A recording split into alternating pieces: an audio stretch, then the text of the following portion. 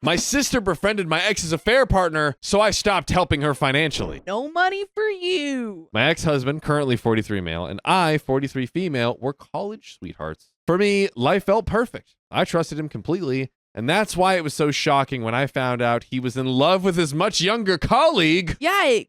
By the way, this comes from Pretty Woman. And if you want to submit your own story, go to the r/OK Storytime subreddit. So she was around 24 at the time. I won't get into the details of how I found out, but the affair was well known at his workplace. When I confronted him, all he said was, "I'm sorry. I tried really hard not to fall for her." He didn't seem sorry at all. It felt like he wanted me to leave him, so I did. That was 6 years ago. Our son was 4 then, and it was the worst time in my life. I honestly don't know how I got through it, and because I was desperate, I wanted him to fight for me, to fight for our family, but he didn't. He was quick to sign the divorce papers and didn't even fight for custody. It was as if he had started a new life and completely erased the old one. Took years of therapy to feel normal again, to stop checking that other woman's social media and comparing myself to her. The fact that she's very pretty and charming didn't help. His family loved her, and as disgusting as it sounds, one of our common friends even said out loud, "I don't support cheating, but I mean, look at her." I guess that's what everyone was thinking. This one was just stupid enough to voice it out loud. So I had to cut off that group of friends too. They got married 3 years ago and now have a daughter, a picture perfect little family. The current arrangement is that our son stays with my ex on weekends and holidays, which works fine for the most part. Last week, I found out my sister, 28 female, has been in touch with my ex all of these years. That would have been forgivable since they were close when we were married, but she saw him as a brother, but she's actually best friends with his new wife. And she kept it from me for 6 years. I only found out because she left her phone at my house and I saw several texts from the wife. When I asked her about it, she just brushed it off and said, "It wasn't a big deal. It's not a big deal. Don't worry about it." I told her she can do what she wants, but I will be cutting her off completely. I was helping her pay college loans, lol, and I'm going no contact. She called me unreasonable and said I'm being petty and unable to move on from something that happened a long time ago. She also said the wife is a lovely person and a good friend. She said she will be effed financially speaking, so I told her to go F herself. Somehow my parents agree with her. Everyone in my family seems to think I'm a petty, scorned, bitter woman, which I probably am, and I need objective advice. So am I the a-hole? Who was not the a-hole? There we go. Okay, great. So let's get on to some relevant comments, shall we? Commenter number 1 says, "So your sister only cared to have you pay her loans. That's why she kept it a secret. And that's why you shouldn't feel bad for cutting her off. She needs to ask your lovely ex and his wife to foot the bill from here on out, not the a-hole." Opie says, "I know. She clearly chose a side during the divorce, but pretended to be on mine for the money." Commenter number 2 says, "Not the a-hole. Someone who sides with a cheater is probably a cheater themselves. Maybe your sister can ask your ex and his wife to help instead, seeing how as they are best friends." Opie says, "It's strange, and I honestly don't know what level of pretty privilege this is, but no one seems to care what they did. They see 2 attractive people and act like that justifies everything. The cheating doesn't matter because they're too easy to look at. If nothing else, it made it a lot easier for me to cut a lot of people out of my life." Commenter number 3 says, "Not the a-hole, OP. Honestly, I'm kind of shocked your sister hid her friendship with them from you. I mean, she's your sister. I once helped my brother hide a surprise party from his wife, but this, yeah, this is different." OP says, "Yep, 6 years, countless interactions, and not a word." Commenter number 4 says, "Not the a-hole. Sooner or later, one of those perfect people will cheat again, and you can eat some popcorn while all their friends take sides." OP says, "I don't doubt that, but honestly, this woman worships my ex.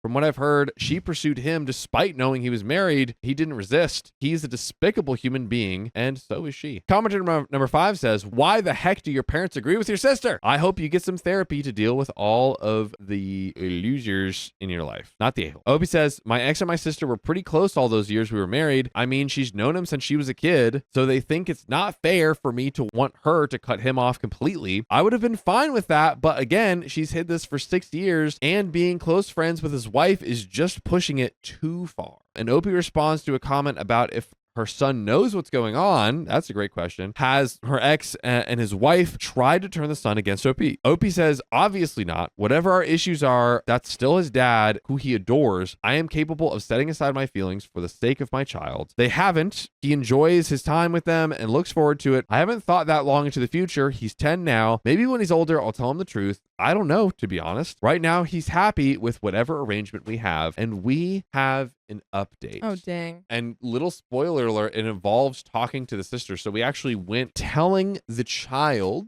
in an age appropriate way, an agreed upon narrative together of the truth. I think that if OP and her ex come together and are like, hey, I think we need to tell him what's going on, why this happened, and they both agree, yeah, age appropriate way. Yeah, but I think they have to like get on the same page, which is gonna be hard because it seems like they really don't like each other Yeah. for obvious reasons. Yeah. Updates. I spoke to my sister again. She apologized for reacting the way that she did last time, also for keeping it from me for all these years. She said she didn't tell me because she knew I would ask her to choose and she didn't want to be in that position. She said she never wanted to hurt me, but at the same time, she couldn't bring herself to walk away from the people who had been there for her. She said it never felt fair to cut him off completely. Growing up, our parents were barely around. They were always busy with work, and for a long time, it was just me and my ex who were actually present in her life. He was like family to her. She brought up the accident she was in around 5 years ago. I knew about it, of course. She had multiple fractures, hematomas, and internal bruising. She was in the hospital for a while and bedridden for weeks. I always assumed our parents were taking care of her. I never asked, and I never really checked in. I was too busy trying to manage a recent divorce, a small child, a career, and whatever was left of my mental health. By the way, you can't listen to full stories just like this if you go to Spotify, Apple, or wherever you get your podcasts. Just search OK Storytime. She said it was my ex's wife who stepped up. She took her to every appointment, picked up prescriptions, brought food, helped her move around, stayed with her when she couldn't be alone. At one point, she said, I know it hurts, but she was there. He was there. You weren't. You didn't even come to the hospital. I thought I was going to pass away, and you didn't even show up. She cried while telling me all of this. She said she still wants a relationship with me, but she's not going to cut them off. She also said she's fine with me not helping her with the loans anymore. She's planning to get a part-time job and figure it out herself. She told my ex and the wife about our conversation. Apparently, they offered to help her financially, but she turned it down too. I just listened. Then I told her she's free to do whatever she wants, and so am I, and to never call me again. So that's where we are. Relevant comments here. So downvoted commenter said, ha ha ha, you didn't even ask if your sister was passed away. With friends like you, who needs enemies? Opie says, I had a 5-year-old, a full-time job, and a brain that was barely holding together. I texted her, but no, I didn't go to the hospital. I assumed our parents were taking care of her. I was wrong. I'm not defending it. Opie says, nothing in her explanation excuses, addresses why she would befriend the woman your ex cheated with before her accident. Opie says, she said they weren't friends before the accident. She was cordial to her. They only became close after the accident. And commenter number 2 says, how did they even know she was in the hospital unless she reached out to them first? You said you texted her. Did she ask you for help? I agree with everyone here saying you need to consider what narrative your son is being told. These people are master manipulators who have essentially now isolated you from your friends and family. You need to fight for every other major holiday with your son so he has memories of special times with you too. And Opie says, the hospital did contact me and my parents first, but I wasn't in a position to drop everything and take care of her. I don't know what happened after that. I assumed my parents would take care of it. Commenter number 3 says, I commented not the a-hole on the first post, and I still think not the a-hole, but the hospital info wasn't in the first post. I still think taking the money and hiding her relationship was purposely deceptive, and she is a dishonest and manipulating person. You don't owe her financial subsidiation. But any relationship of substance obligates people to check on hospitalized people, especially if they have bed rest after being released. No matter what's going on in your own life, it's all part of that love thing where we care about people because we love them. Therefore, love causes us to be concerned and interested in the problems of those that we love. Even with all you had going on, your lack of interest in your sister's hospitalization implies that you weren't really that close, so it doesn't seem as if there was enough relationship to salvage. Commenter number 4 says, BS! She's been feeding X and his mistress info about you for years. She has betrayed you on multiple levels for years. Example, she ran right to them to tell them you cut her off, etc. Told them word for word with her twist your whole exchange. She's also clearly a sympathy junkie and milks everyone for money, meals, ride support, etc. She has only kept quiet to keep your money flowing. My prediction, now the information highway is dried up. Your ex and his mistress turned partner loses interest in sis real fast. His mistress/partner will essentially be over sister. If your ex starts giving sis money when the part-time job doesn't happen, you watch.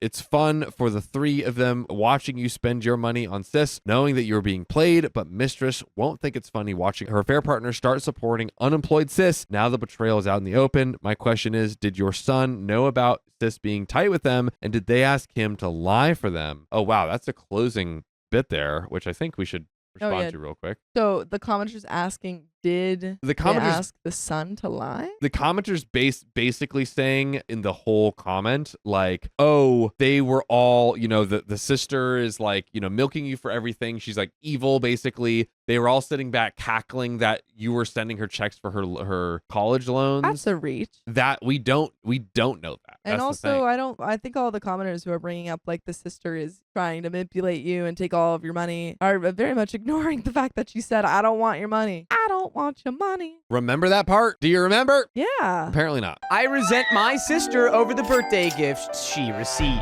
Hers are always better than mine. I am 5 years older than my sister. I am 5 years old, I am a 5-year-old. and I was given this Reddit account by my sister. Goo goo. Gaga. I'm part of the Goonies. The Goo Goonies. Even though our mom has always compared us and tried to pit us against each other, we've always been close. I've spent most of my life protecting her from our parents and the mess at home. She's never really done the same for me, but I didn't mind. I figured that's what being the big sister is. I loved her for me, not because I expected anything back. And by the way, this comes from user own17978, and if you want to submit your own stories, why don't you go on down to the r/OK Storytime subreddit and submit them there. Huh? Just a thought. Just a thought. So when I was in my final year of high school, things at home were horrible. My parents would fight constantly, most nights screaming and drinking until 5 in the morning. Yikes. That's not very conducive to a healthy environment. No. I was the one getting my sisters out of the house, calling the cops, Oh, trying to keep yikes. everyone safe. Safe to say, my parents weren't really preoccupied with raising their kids and doing normal parent things like teaching me how to drive and helping me get my license. I was barely functioning. The moment I graduated and turned 18, I left for uni across the state just to survive. This was in 2022 when inflation had started really ramping up and everything was expensive and work was hard to find. I went nights without eating. I fully supported myself aside from the odd time my parents helped with rent when I was on the verge of getting evicted. Eventually, I had to drop out. I moved back home and started working minimum wage just to get by. My parents eventually divorced. That's a whole other story in itself, but basically, they both owe me a lot more money than the odd few times they helped with rent. I don't drive. I don't have a car. I can't afford one right now. I've asked my parents again and again just to help me practice or help me buy literally any car. I've told them I'll pay it off weekly. I don't care how old or beat up it is. Just something to help get me around. They never help. Yeah, I gotta say, based on everything that's going on, I don't think we can rely on our parents as a support system, no matter how bad we want No. to. And also, I don't, like, on one hand, I absolutely understand that you would, it'd be very helpful if they could support you, but also I think these are the type of parents that would hold anything they gave you over your head forever. Oh yeah, this would be a debt that you have to repay, not a gift out of their, Kindness of their hearts. their virtue. Yeah, no way. So meanwhile, my sister just turned 17, which is when you can start driving here. She's never had a real job aside from a couple of summer shifts a few years ago. She said she wants a quote-unquote nice car and doesn't want to be embarrassed driving something old. Well, you should look at the 1997 Toyota RAV4 because nothing is embarrassing about that car. It's a work of art. I don't quite understand that. Get over it. I truly don't think we should be giving 16-year-olds new cars. Yeah, they should be old. I think they should be old. I think that you should be giving your child. And I think that affordable. if you're going to get a new car, the parents should get a new car and then give kid old car. Literally Don't old. give 16-year-old new car. Old They crash it. Japanese car. Or they do something. They're new drivers. Don't give them nice car. Oh no, an old Japanese sedan. Yeah. Easy. Easy. Our mom has made it a priority to help my sister get driving. I've kept my mouth shut about it, even though it hurt a lot. A few days ago, I was on the phone with my sisters when my mom joined in and offered to drive me to the next town for an appointment I had made with my accountant and to pick up my new glasses. Then she casually mentions we'll be stopping at a dealership because she's buying my sister a brand new car for her birthday. I think so. Okay, OP said earlier that her mom pits her and her sister against each other. So I feel like this is just more of that. Yeah. I feel like she's like, OP will be very upset when I get her sister a car. I shall break the bond even further. Why would one want this? They can't rise against me if they're not united. You got the divorce. That's for the best, clearly. Mm-hmm. Why torment your daughters? I don't know. Where does that come from? I think that she's just a really bad person. She's a tormentor. She's a tormentor. I didn't even know how to react. I just started crying and told her I'd find another way to get there and hung up. Later that day, my dad sat me down and told me my mom bought my sister an $18,000 car. He said it's best I heard it from him. She doesn't even have her license yet. Crazy. I've offered to pay a car off in installments. I actually need one to work and to ship things from my side hustle and to make appointments. My sister doesn't need one. It's just an accessory to her and her private school friends. She doesn't take school seriously like I did. It just doesn't make sense. But she gets a free, brand new car and I get ignored unless my mom needs me to babysit my youngest sister free of charge. My mom's excuse was, well, you wanted to go to uni. She doesn't, so she gets a car. I think we gotta go low contact with those parents. For reference, my mom helped me with maybe $600 to $1,000 when I was studying. And she still complains about it. But suddenly, it's totally fine to drop $18,000 on a kid who's never worked and doesn't even have a driver's license yet. My sister didn't tell me about the car. I'm assuming she didn't want to hurt me. But today is her birthday, and I just feel so angry and numb. I bought her a really nice perfume, which hurt my bank account, but I wanted to make her feel special. Now I don't even want to give it to her. I will, but I don't want to talk to her. I don't want to see her. I feel like crap. I know it's not technically her fault. Yes, this is your mom's fault, and she's winning right now. And she's trying to pit you guys against each other. That's the thing. She's trying to make you hate your sister. I don't know why, but it's working. She's doing it. It's working. This is just like in She-Ra, when Shadow Weaver pits Adora and Catra against each other. You can say that again. Except they're not sisters. They're in love with each other. She what? She-Ra. She didn't ask for this, but she's not stupid either. She knows I've been asking for help for years, and she's staying quiet while benefiting from the same people who've constantly ignored and hurt me. It makes me feel like she's fine standing by while I suffer. It is a real gut punch because I've always been loyal to her and defended her to my parents when things were the other way around. I've had huge problems and fights with my parents just because I have defended her in the past. I think that's probably it then. Or it's like a little bit of like you are the only one who's kind of stood up to your parents. And I think maybe this is a little bit of them trying to punish you. And they're trying to be not so obvious about it. Well, it's just mom, though, because dad called you like, I feel like you need to hear this from me. Yeah, but he's still complicit. Getting a new car. Is it a hot take to be like, if you just are in a situation where your relationship is beyond repair and you're like staying up until 5 drinking and screaming at each other while the 2 children are in the house, maybe just get the divorce. Just do At this it. point, the divorce is going to damage the children less than you staying together and doing that. Know when to call it. You got to know when to hold them and know when to fold them. That's what I'm always saying. She wrote that song. I actually wrote that song. My boyfriend says she's just a bystander in all this, and maybe he's right. I mean, she is 17. She's young. Like, I don't know. I think she is a bystander. She's not gonna not accept a free car. Maybe you can get in there and run interference and be like, are you sure you don't want to go to... Like, what is your plan moving forward? Like, you let's don't game go to plan. university? But I can't fake it. I think I'm going to give her the gift and then leave. I need space. I can't just sit there and smile while everyone celebrates her getting something I've been begging for years. So, yeah. Am I the a-hole for giving my sister the silent treatment on her birthday? Yeah. Kinda. A little bit, but I understand where it's coming from. You've been manipulated into this position. Yeah, it's like it's not your sister's fault. And it really sucks because your mom's kind of trying to and successfully destroying your relationship with your sister. Yeah. Because she's an evil villain.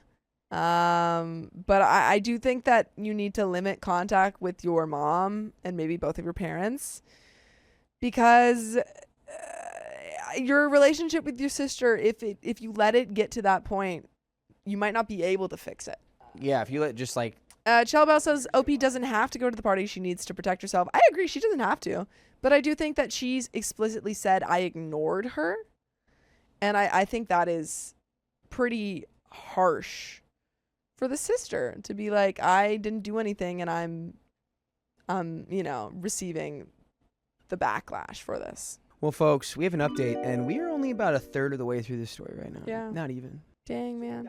I'm having my fingers crossed for they become the power duo. Yeah, I just want your sister and you to, unite and against your parents. I know a lot of people are interested in how everything went down last night, and I'll say this. I think I definitely dealt with this situation as well as I possibly could.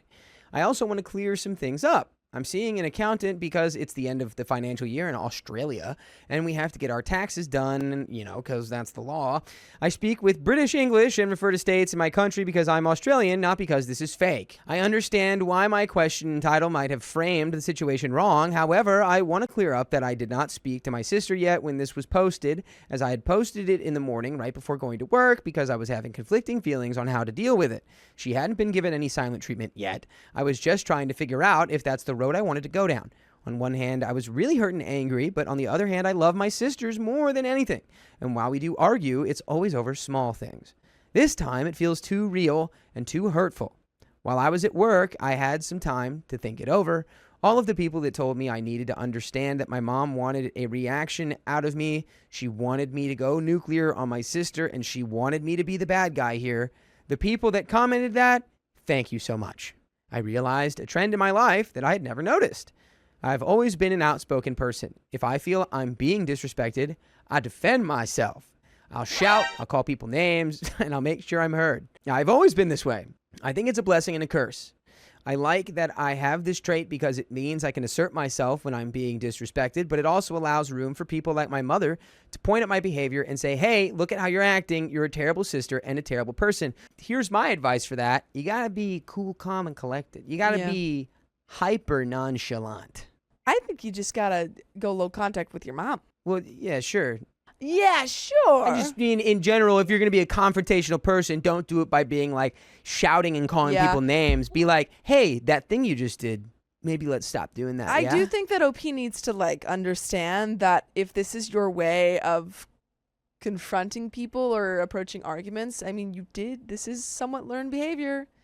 You spent your whole life listening to your parents argue and shout and stuff in front of you.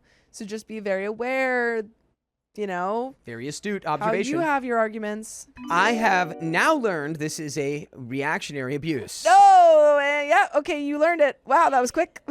Which is a term my mom loves to accuse me and my sisters of, along with triangulation and gaslighting, etc. I feel like I've matured years in this past day. I will no longer react. I will no longer feel like yelling for my voice to be heard. I will let the actions speak for themselves. I don't need to do anything but laugh it off and distance myself. Correct. Yes. We both won. I have been treated this way because I allow myself to be treated this way. At the end of the day, I need to take accountability for the disrespect I allow myself to go through on a daily basis. I wound up down by the beach after my shift yesterday. I was still too emotional to see my sister yet. A kind lady paid for my drink when my card was declined. I have money. I just didn't transfer it properly. And it made my day. She might have thought it was just an extra $3, but that kindness was what I needed in that moment. My dad called after a few hours and asked where I was. I explained to him I won't be reacting how my mother expects. He agreed that that is exactly what she's trying to do. I also told him that I wasn't really up for celebrating, but that I'll go to dinner because I don't want to give my mom what she wants. He told me that it isn't my sister's fault and that it is all on my mother. I told my dad that while that is true, my sister isn't completely innocent, and I need her to know she cannot treat me like that. I came home, greeted my sister a happy birthday, cried in my room like a miserable sod, and then pulled myself together for dinner. I gave her the perfume, and she was really grateful and said it was the best gift she's been given. Ha, joke's on you, Mom. You thought that you could win the gift contest, but you didn't. Look, it's just... Perfume beats car. I know you feel your sister's a little complicit, but she's 17. She's 17 and she was given a free car. She doesn't have autonomy really, fully yet. She's almost there. But I don't know. Growing up in a chaotic, unstable household like that can really kind of stunt your personal development, personal growth and stuff. I mean, you just now realized that you were approaching arguments in a really unhealthy way. She's 17. Yeah. I think that it's important for you to have a conversation with her because I think that you're not going to strengthen your bonds or fix the relationship that you guys have without it. But I think it also just give her a little bit of grace. This is a 17-year-old who's grown up with the same parents that you've grown up with. Yes. Except these parents have favored her, and that's a really weird dynamic where you blame her for being favored, and she feels the brunt of the pressure of being favored by narcissistic people. Yeah. And it's like a weird, oh my God, this is so She-Ra. It's weird, man. This is so She-Ra. This is so She-Ra. This is Your so sister She-Ra is Adora. core. Yeah, I would say best case scenario, you work through this so that you can be a mentor to your sister instead of it being like a conflict thing. I didn't feel the enjoyment I usually do when I give gifts to her. I just really felt uncomfortable. In my family, I have usually been the person at the dinner party that gets conversations going and keeps the energy up, usually out of some anxious need to control the situation. A consequence of playing this role is that I can never sink into the background when I'm not feeling it. Others can, but when I do it, it leaves a thick silence behind it. So it was very obvious that I was sad, but I still spoke to her and kept it cordial and nice. I cracked a few jokes here and there to lighten the mood. I felt bad, though, because we're really close, and I know she noticed me pulling away and avoiding her eye contact. When we got home, she slept on the couch. I offered for her to sleep in my bed, but she ignored me. I obviously don't want her to sleep with me because I'm still upset, but I also don't want her to hurt her back on that sofa. She's 17. She'll be fine. She'll be okay. Her back, 17-year-olds are sturdy. Oh, what I wouldn't do to have my 17-year-old back again. They've all just left now, and I won't see my sisters for another week. I feel weird. I miss my sister. I feel horrible that I need to pull away and that all of this has happened. I think I'm going to write her a text message explaining my perspective. I'll make it clear that I love her, but everything that has happened has really hurt me. Don't make it a text. Make it a letter. Or Make it a just letter. call her. Write it down. Or just call her. Have a conversation. That as well. In person, verbal. If you have any ideas for what else I should tell her, let me know. Thank you so much for everyone's attention and care to my situation. I feel as if I've matured 10 years in just 24 hours. And there's a second update. Oh boy, there's a second update. I mean, so you're just talking to her, right? You're just saying, you're just going in there. And I also think it's important. Okay, I know that OP feels like she's matured, 10 years.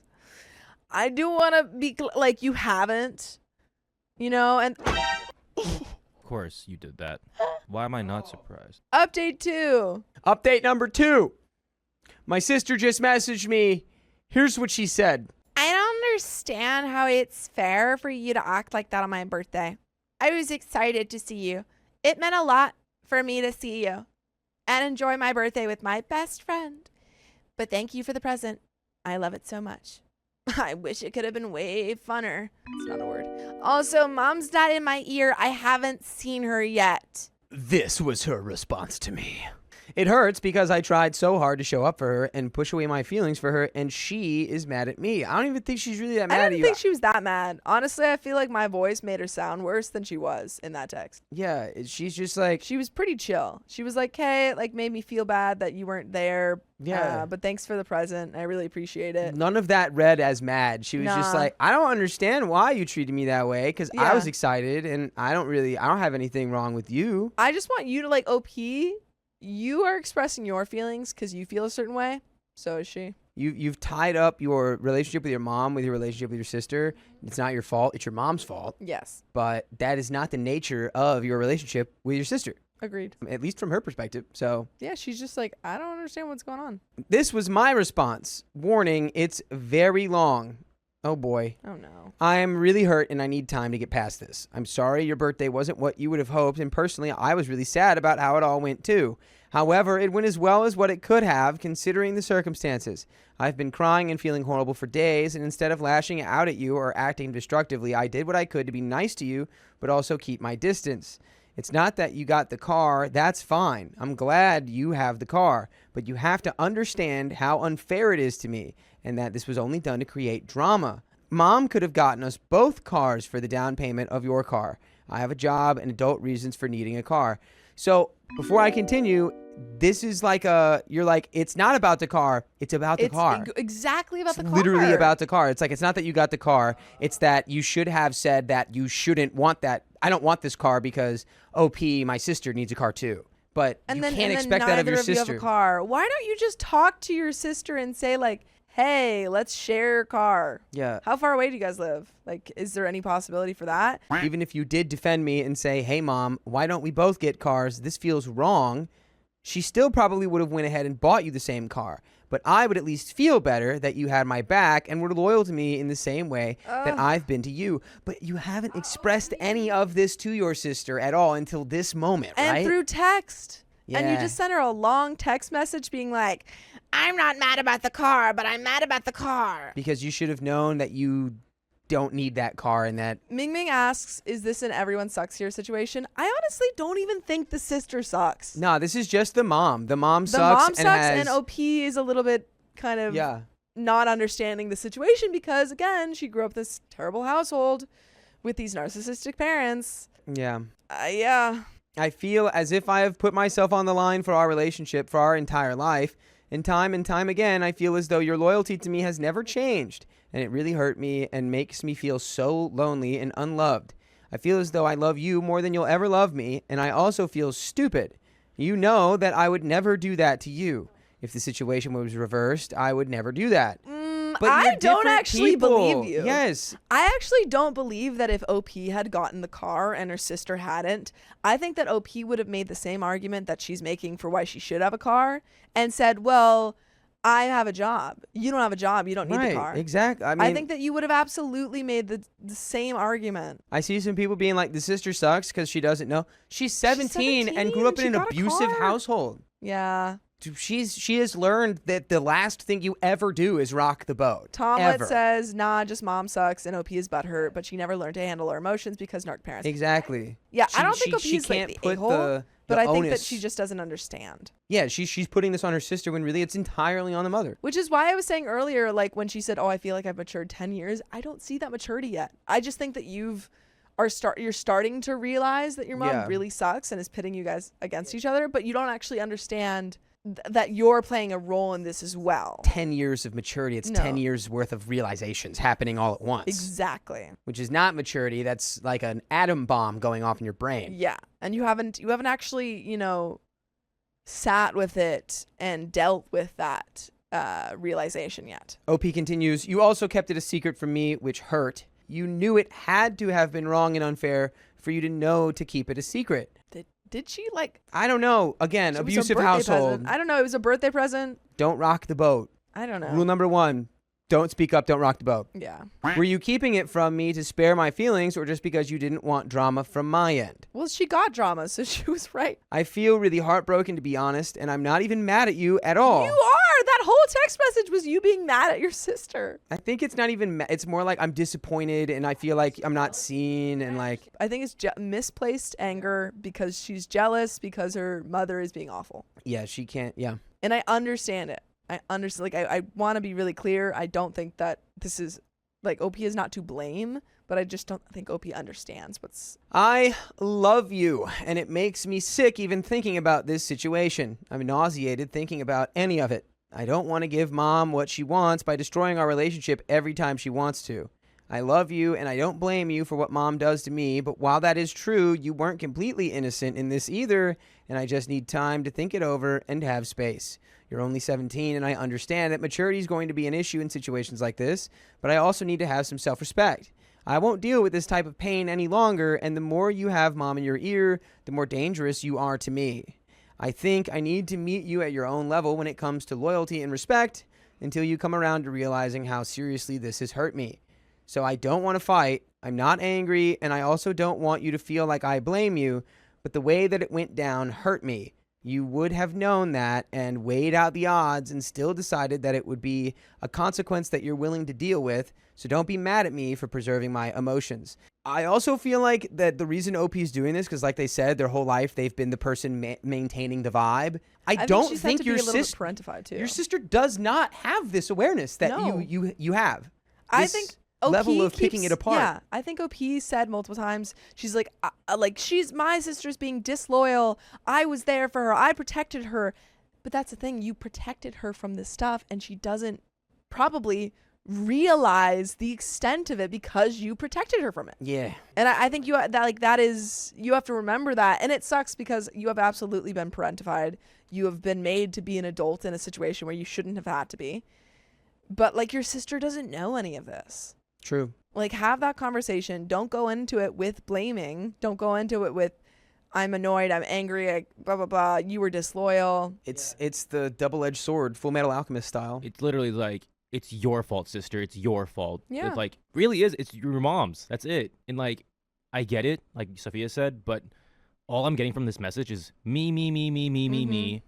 You were so close, especially with the comments. You were so close. And also, I really don't know what OP What's this gonna wanted. get? What's this gonna get now? I don't know what OP Sympathy. wanted. It, OP wants to be told you're right, and I Yeah. was wrong, and I do see you, and like, I'm sorry that you feel bad, and I see how bad you feel. even the way it was, she was like, well, if you had just told mom that I should have gotten a car and you thought this was wrong and you still got the car, I would have been fine.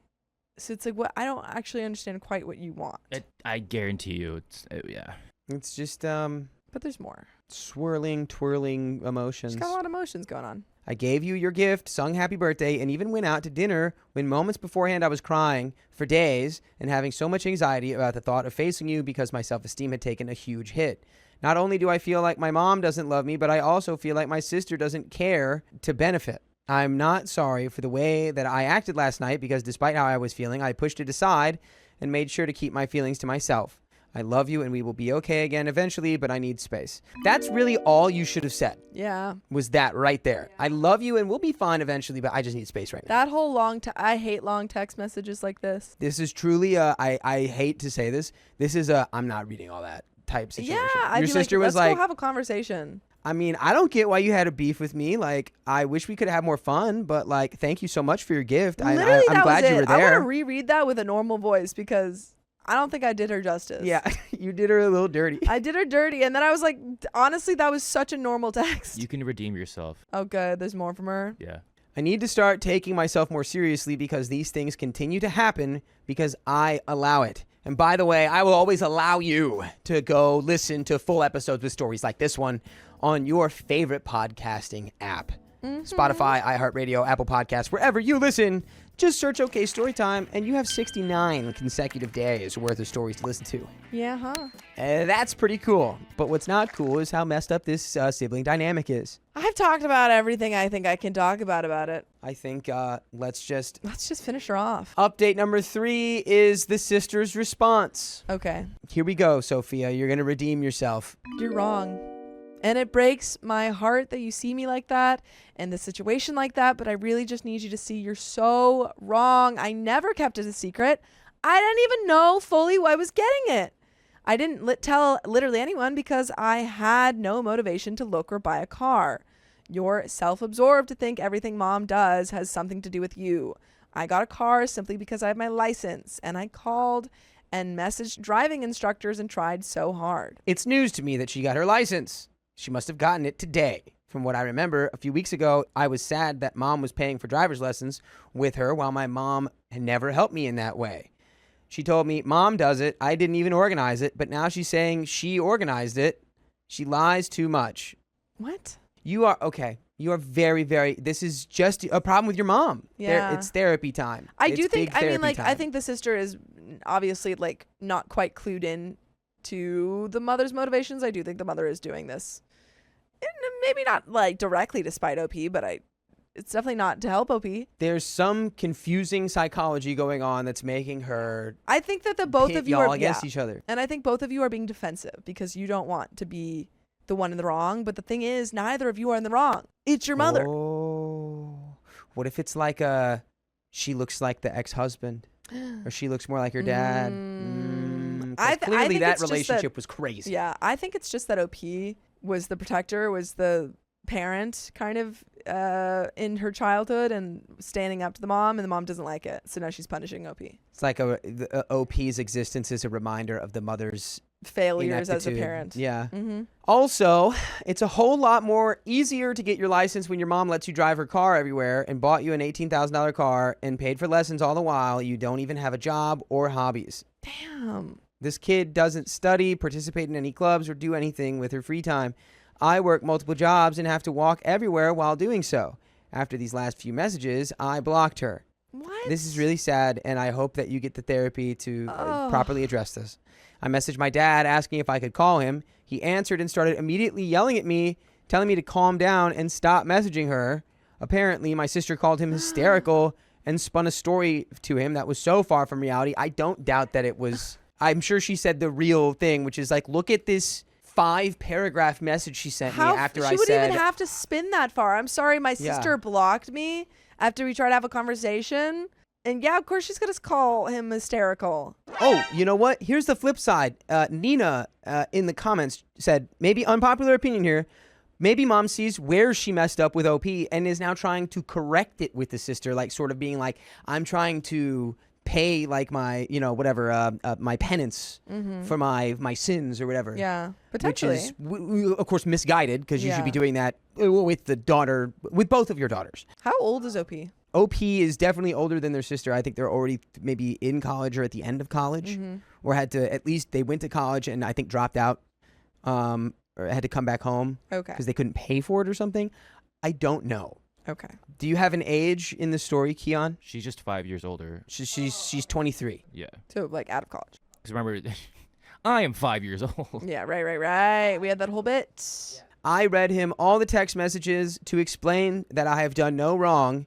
He told me she must have read it wrong or something and that I What? should just let her sit with it. What? I told him to tell her that I'll forgive her only if she understands I will not be apologetic about anything because I did nothing wrong. Oh, you're And just that like your is- mothers. You that's guys are the- both just like your mom, and you can't tell. Yeah. Oh, That's I the did end of nothing that. wrong, so I won't apologize. You blocked her. You tried to have a serious conversation over text, and then blocked your sister when she said, "Why are you blaming everything on me?"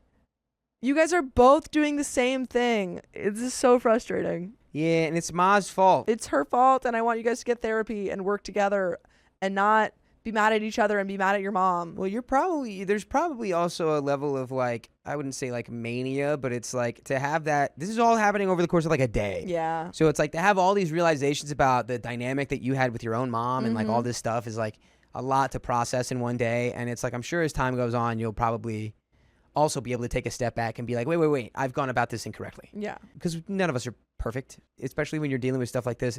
That level of realization is a lot. It's gonna take more than a day to just. Oh yeah. I hope you guys get therapy because the bond between siblings is very important, and I think that a lot of times parents can get in the way of that bond. And I hope you guys can find your way back to it because it seems like you guys are both important to each other. I agree. I think it could be very beneficial. You say, this stuff about how like your sister doesn't have any hobbies and she doesn't study, and it's like you could be a positive role model for her if you could get in there as like a, hey, like what are your hobbies? Like what do you want to do as a career? Like give her some guidance because I feel like mom's probably not. Yeah. Mom's just going to consign whatever she wants, even if it's maybe not the best thing for her. Folks, that is the end of that story. My sister thinks she deserves to be my maid of honor just because we're sisters. I mean, like, I don't know. Like, I don't know. Sometimes that's how that works. Withholding I've seen. judgment. Withholding. We need more info. Mhm.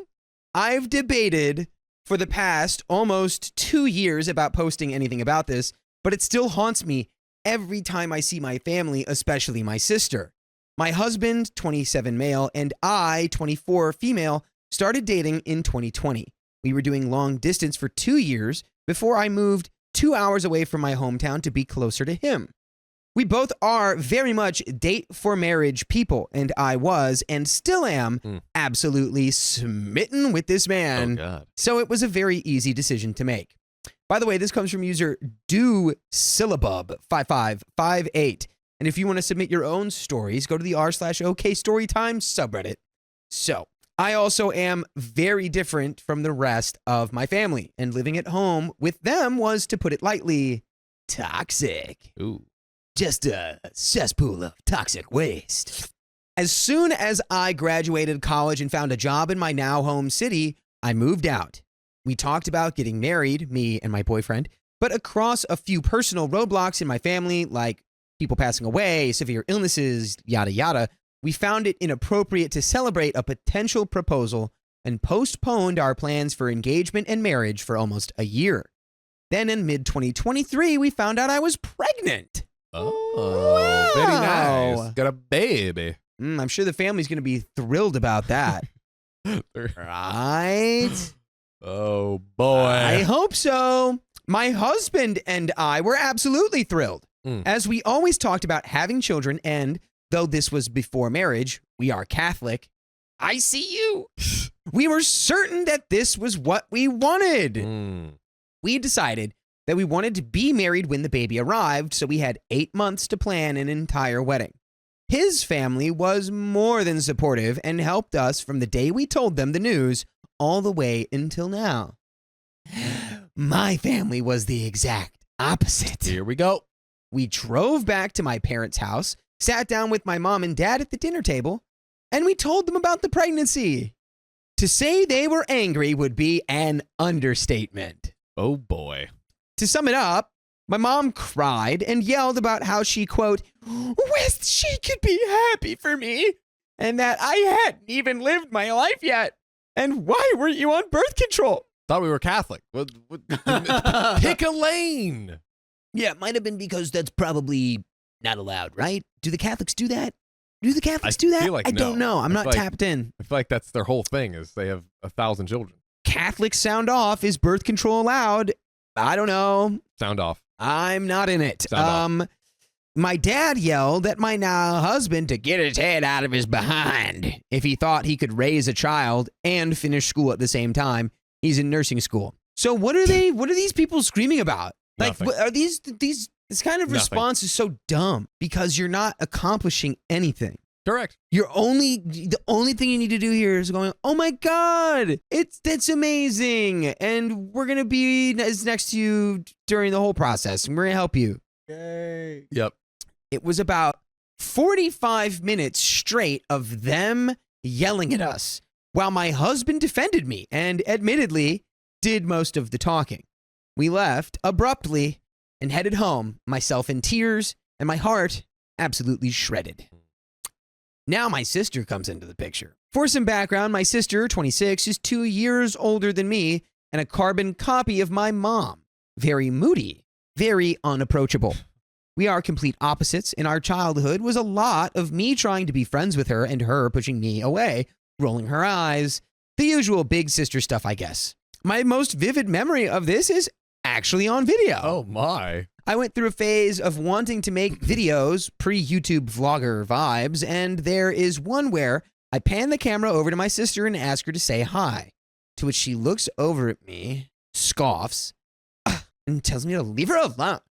Okay. We never really spoke on a regular basis, but really quick, I'm not a sibling. I'm an only child, but I had cousins. That is very normal behavior. I know OP is like, my sister never liked me, but it's like, that's big sister response right there. Listen, if you are making your very first YouTube videos, you're putting yourself out there, maybe the most vulnerable thing you can do in your life, and you get stop talking to me. I mean, yeah, but Soul crushed. Your soul's crushed. I just mean that it's not a uncommon sibling dynamic for the older sibling to just be like, ugh, leave me alone a lot, right? I don't know. You can feel how you want to feel about it. I don't know. My cousin siblings all beat the heck out of each other with pillows and Oh, God. it sounds not bad, but it's like they would stuff them down to the bottom of the pillowcase and then spin it around. They were basically like pillow flails, and we would concuss each other with them. Okay. It was so much fun. Oh, child. We never really spoke on a regular basis, but we were somewhat polite with one another over the occasional text and whenever we saw each other at family gatherings or home visits. My husband didn't like my sister, but was cordial, and she clearly felt the same way about him, which she would later openly say. I had specifically said at the end of the conversation, quote unquote, with my parents, that I would tell other family members when we were ready, as I was thoroughly traumatized by the shouting match with my parents. 2 days later, I get a call from my sister. She immediately asked about the pregnancy, as my mom had already told her everything, excluding the hurtful things that my parents had said to my now husband and me. I told her the whole story, and mentioned that I would be getting married within the year prior to the baby's arrival. Her response was, "Are you sure?" Sure about An that? eye roll and a skeptical, "Okay," and the call ended. Over the next 2 months, my parents at some point decided that the fight had never happened and Oh. never apologized and would show up at my apartment door with my aunt and grandmother in tow unannounced to visit since I wasn't telling them every detail about my life. Shocker. I know this is heading. Once that baby pops out, They want it. all bets are, they want it. They want that baby. That's why they're like, "What are you, a plum fool? Pull your head out of the sand, you dang ostrich. You think you can raise this baby while going to nursing school? Give it to me. Shoot, I don't respect you." You can't nurse anything, especially this baby, so I will take it. Yeah. Give it to me. This is an entire story in itself that I'll spare you for now, but essentially they would show up, try to convince me to forgive them without saying they did anything wrong. Huzzah. My mom still entirely denies ever saying the "I wish I could be happy for you" comment, but I will never forget it. Mm. Gotta love it when parents do that, right? Like, I didn't say that. I'm like, it's seared into my frontal lobe. Come on. Or my hippocampus, my bad. That's frontal lobe is responsible for personality, Delicious. not memory.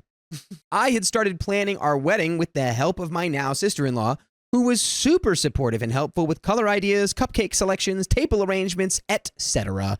I never expected the fun stuff that comes with weddings since we had 8 months to plan everything. So when it came to selecting our bridal party, I didn't have much in mind for Maid of Honor duties. My husband was set on his brother being his best man, and I paired his wife, my sister-in-law, as my Maid of Honor. Despite the tension in my family and my sister openly not liking my husband, I reached out to my sister and asked her to be a part of my big day and support me as one of my bridesmaids. She agreed at first. Okay. Here it comes, folks. Okay. We know what happens now. Yep. Sister goes, "Why am I not the most important one? Aren't I your sister?"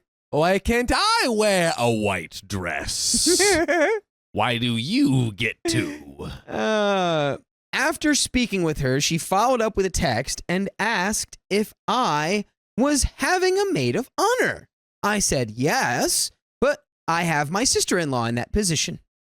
Immediately, my sister said that she was owed the maid of honor position since she is my only blood-related sister, and that if she wasn't going to be maid of honor, then she wasn't comfortable being just a bridesmaid. I tried to explain that there wasn't even really a maid of honor with duties in the wedding at all.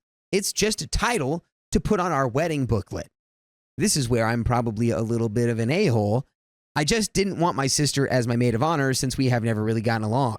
She didn't like the man I was marrying, nor did she support the marriage at all, and she had completely different ideals and tastes from me. I was simply too exhausted of this constant arguing over a day that is supposed to be a day of my husband and I getting married to get into yet another argument justifying why I chose my sister-in-law over my sister. And you're not an a-hole for that. No. It's not like your sister was going to be like, "Oh, well, now that you've said that, I respect your decision." Yeah. Yeah. You made the gut check call of like, "All right, I'm not going to explain." You know, it's like when like a little kid asks you a question that's like, "That is way too complex for me to answer for you to understand, buddy." So you just go like, "I don't know." You know? Honestly, I think the answer is, hey, look, it's just my wedding, and that's just what I like to have. Yeah, sister-in-law's maid of honor. I don't know. She's not even doing anything. Just, I don't know, placate her. Just being like, I hate you. Don't say that. I had already had to change most of what I had always dreamed of for my wedding due to the time crunch and not fitting into my dream dress with my 8-month pregnant belly. I wanted my sister-in-law to be my maid of honor because she had been my best friend and greatest support for the past 3+ years. This did not sit well with the rest of my family. Since I'm 2 hours away, my family did a solid job of spreading across my aunts, cousins, grandparents, neighbors, etc. that my sister was a victim, and I was so inconsiderate for not having my sister in my wedding before I could ever tell anyone my side of the story. Classic. Keep in mind, she turned down being a bridesmaid. Her decision. I would receive cards in the mail, phone calls, and text messages from my family and extended family asking why my sister wasn't in my wedding. and why I was pushing away my family when they had done nothing wrong. And it doesn't end here. 5 minutes before I walked down the aisle, the priest officiating our wedding walked into the room where I waited anxiously to see my husband. He came up to me, we spoke about some wedding stuff, and at some point he goes, "Oh yeah, on my way here, your sister accosted me in the hallway. She asked why I, the priest, didn't convince you to make her your maid of honor. I just thought you should know." That's crazy. Wow. Yeah, she was coming down with literal holy retribution. It's literally like, bro, how come you're not bringing the wrath of God on her for her misgressions? What is that movie with Ed Norton? He plays that king, the kingdom of heaven. Is that what that is? Where he goes, Yep, silence, yep. silence. Silence, sister-in-law. A neglectful sister is talking. Okay. Oh, boy. I was livid. After 8 months of planning my own wedding, dealing with hiccups in venue payments and other details, going through my first pregnancy with only my husband and his family as support, my own family constantly gaslighting me and interrogating me on why my sister wasn't in my wedding, dealing with constant sickness and general anxiety, literally my entire life changing. Now she chooses my wedding day to stop the priest in the hallway and ask why today wasn't about her. Wow. Woo! Send her back to the factory, brother. She needs a settings system reset. Reboot that girl. Woo! Golly. Woo! The ceremony was beautiful, but I spent the entire time fighting back tears from being so overwhelmed and dreading my own wedding reception, which would have all of the extended family that had been on my sister and mom's side of this feud. During the Maid of Honor speech, which I had asked my cousin to record, my sister stomped across the floor in her heels, interrupting my sister-in-law, who is pretty soft-spoken even with the microphone. She's just like, "That was weird. I don't know why that was done, but I guess I'll just continue on with my speech." And I have nothing against sister-in-law. She's a sweetie pie. She's a Soft-spoken sweetie pie. Yeah. This is great. In this bit I've crafted. In the moment, I just assumed it was one of the kids being dramatic with the tantrum. It wasn't until other guests came up to me and asked what my sister problems was and how rude it was to disrupt the speech that I realized it was her. Honestly, the rest of the wedding and what went wrong could make a whole other post. Maybe I'll update with that crap show, but for now, I'll save it for later. And by the way, you can save over 1,200 hours worth of stories for later. You can listen to them. They are full episodes with stories like this on Spotify and iHeartRadio and Apple Podcasts and wherever you listen to podcasts. Wow. Search OK Storytime and there you will find the archive. Hooray. And you can listen to it until the cows come home. Moo. And they're coming home in 53 days. Let's go. And that's how many days worth of stories we got. Oh, God. So we have a little bit more story here. Give it to me. Are we going to kick the family out, like, before the reception? Yeah, honestly, at this point, I think you need to sit him down and be like, listen, either you start behaving or you're going to be escorted out security. Let's get some security. Let's get some muscle on the scene and be like, hey, listen, I would love to have my family here, but as Helena Bain says, so many full-grown toddlers, you can't be a baby. If you be a baby, then I take you out for a little nappy. It's true. Baby night. Yeah. That's what I think. I agree. I think there should be a 2-strike system. You mentioned my sister how she should have been a maid of honor once. I let it go. You mentioned it twice. You're being removed by Terry. Terry's 7 feet tall. Oh, God. And it's 300 Terry pounds. Crews. Terry Crews. Of lean muscle. His pecs are bouncing He's on a your face. Specimen. Slapping you with them. They call him Scary Terry. Let's go. Okay, fine. We'll finish the story. Now, here we are, over a year into marriage, and with a beautiful 1-year-old daughter. I don't speak to my sister much and have mostly forgiven my parents. I still struggle with thinking about the screaming and hurtful words when they babysit our daughter. I never spoke to my sister about her behavior on my wedding day, and I just keep any conversation with her minimal. Am I the a-hole for not making my sister my maid of honor at my wedding, even though she said she's entitled to it just by being my sister? Nope. You're the a-hole for letting those people babysit your kid? Yeah, they don't got to do that. I mean, maybe she needs the help watching him, but hey, I- at the end of the yeah. day, not the a-hole. You gotta plain and find simple. a different. If those people are like screaming at you, and I don't know, I would be like, if you scream at, I'd get cameras. You need nanny cams. You need to make sure that they're not yelling at the kid or screaming at the kid while they're watching it. Because I get it. Parent Sometimes you need that support system of like, all right, free child care through my family. Mm-hmm. Understandable. However, you need to make sure that they're treating the kid right. That's right. Not the a-hole, and you can go even further. You can give them some distance, protect the kiddos. But ladies and gentlemen, I want my overprotective aunt to leave. Get out of here. So, my sister Kelly, 16, female, is a hemophiliac. Luckily, her case is pretty mild, and it only really plays a role when she has a major injury or needs surgery. We do keep her out of sports. Lucky kid got to sit out of gym class a lot. That's not lucky. Gym class was fun. Yeah, I like gym class. We had like 2 girls who always sat out of gym class. I think because they had like some doctor's note or something. I think they liked it though. You don't ever want to just not use your body. Yeah, you gotta use your body. You only get so much time with your body Yeah. before it breaks apart. Mm-hmm. Yeah. Someone get Rasputin in here. If only. You get that reference, right? But do you understand why I brought it up in this case? The Because the Royals boy had had hemophilia. Yeah. and Rasputin okay. came and yes, saved his yeah, life, quote Yes. unquote. Okay. Didn't understand the joke. I thought you were saying it because of my broken body. Nope. Anyway. She does have to be a little more careful, but it really doesn't play a major role in her daily life. And for the most part, she's a normal teenager, except for when there's a full moon and she turns into a wolf. We only found out about her condition after a surgery when she was 8, and as far as we know, there's no history of it on either side of the family. By the way, this comes from user HemoThrow, and if you want to submit your own stories, go to the r/OK Storytime subreddit. I'm Dakota. I'm Sophia. And we're here to give you good advice goofily, but we don't have all the answers. We only know what we would do. So if you would do something different, let us know in the comments. And OP says, the problem is my aunt Lana, 40s, female. She's the kind of person who worries about everything and then gets hysterical over it. So when my parents first told the family about Kelly's condition, she freaked out.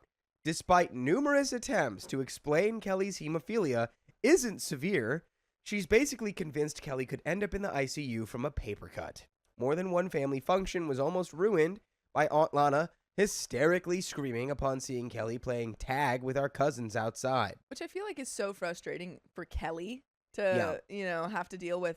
She's trying to live a normal child life, and then her aunt is like, stop, damn it. Stop it, you're gonna turn into a wolf. Those kids are in danger. What if that'd be so That's what funny. she That's what thinks. she really thinks. Yeah. Or she thinks that she's a vampire, so if there's any other blood out there, then she's gonna get like She's like, you need more blood. the Edward Cullen, like. Yeah. She thinks that she's really into blood. Luckily, Aunt Lana lives an hour away, so we didn't see her too often outside Thank of the goodness. usual family functions. However, recently, various things happened, and Aunt Lana needs to stay in our city for about a month. Since hotel rates here can fluctuate a bit around this time of year, my parents offered to let her stay with us instead. She accepted and moved into the guest room about a week ago. Since then, she's basically become a helicopter parent to Kelly and is smothering her. She's freaked out over Kelly's health more times than I can count, and it's not fun for Kelly or me. Some examples of Aunt Lana's more notable episodes. On trash day, Kelly's bus usually arrives shortly after the garbage trucks come by, so she brings up the trash can on her way to the house if I haven't yet. When Aunt Lana saw this, she ran out and snatched the trash can, scolding Kelly for possibly getting hurt if the trash can turned over. Apparently, it would somehow fall on her and squish her like a bug. And at that point, I feel like you got to go to your parents and say, hey, Aunt Lana's acting inappropriately. This is, bothering both Kelly and I, and it's not helpful for Kelly. And if your parents don't treat Kelly like that, then hopefully they would be supportive of you and your sister. Yeah. I think there also needs to come a time where Kelly, Stands up and says, goes, hey, I'm let me know. 16. I'm 16. Stop it. Yeah. I'm not a bug Yeah. that will be squished by the trash can. You need to leave me alone You need to about leave. this stuff. Kelly likes to sculpt clay statues. Some of her tools have sharp edges. After seeing Kelly working on something, Lana confiscated the tools and hid them and she won't tell us where they are. Again, talk to your parents. Say, hey, this is totally inappropriate. She cannot, like, we don't want her to stay here if she's going to keep doing this. Like, Yeah. tell her to stop. It's absurd. It sounds like I don't know what it sounds like. I asked Kelly to get the mail. When she came inside, Aunt Lana intercepted her and freaked out over her potentially getting a paper cut just from holding the Does she think all of the blood in your body is going to spill out of you if you have a cut? What is wrong with this lady? Yeah. Is she just uneducated? I think so. And they also told her that it's not even like an aggressive. Obviously, you have to be careful when you have hemophilia about like any sort of like injuries and stuff. But the fact that she clearly doesn't know anything and is being, hyper vigilant about Kelly's life and not letting her live it is a problem that needs to be addressed by your parents. It's not like she's like, I want to be a traveling circus performer where knives get thrown at me all day. No. Like, that's not happening. Not happening. Ugh. When I tried to intervene at how ridiculous this was, Aunt Lana accused me of being neglectful and not caring enough about my sister. Our couch is old, and the cushions sink in around the edges when you sit down, and between two of the cushions is a spot where the edges of some springs or piping are partially exposed. If you're sitting, it's totally harmless, but if you're laying down, it can snag on your pants and tear them when you get up. I'm usually the only one who actually lies down on it, but recently my aunt discovered this. Cue panic about what if Kelly gets scratched, and heavy insistence that my parents buy a new couch. This one I don't mind. That couch needs replacing anyway. That one's fair. You could have not included that one. Yeah. We have a dog. This dog needs walking and playtime. Kelly likes doing both. Aunt Lana does not like Kelly doing either. She refuses to let Kelly do either, claiming she could slip and fall and get hurt on the walk entire blocks away from our house, or the dog might get excited and accidentally hurt her while playing. So dog duties have fallen 100% on me, which is not totally ideal since I have homework, including 2 online classes. Wait, I don't understand what's going on Me here. either. What do you mean she won't let you do that? Where are your parents? Why is she the authority? Yeah, I don't understand why your parents are allowing her to have any authority over you guys and what your chores are. I think what might be happening is like, I don't know. We don't know what happened to make her live here for a month. Yeah. But I don't think Lana's going to work. Yeah. And maybe OP's parents are. are. Not there, yeah. And so while they're not there, Aunt Lana's just like running rampant. Yeah. And it's crazy. Talk to your parents. Why are they letting this happen? You need to resist. What happened to good old fashioned teenage rebellion? Yeah, literally just start walking that dog anyway. What you gonna do? Scream at you? yeah. Hurt you? Can't. Guess what? If she follows you around the Yeah. block screaming at you and threatening you, Yeah. she'll get arrested because If she tries people to will grab call. you, yeah, if she tries to grab you, you go, my hemophilia. Yeah, exactly. Play on her fears. Yes. Aunt Lana has shown an increasing resistance to Kelly leaving the house in general. She walks with Kelly to the bus stop in the mornings, and since the trash can incident, she started waiting there in the afternoons. If Kelly wants to go outside for any reason, even just to look at a bird in the backyard, Aunt Lana would follow her and fuss over her the entire time. Not fun. This is how you create, like, a monster. Yeah.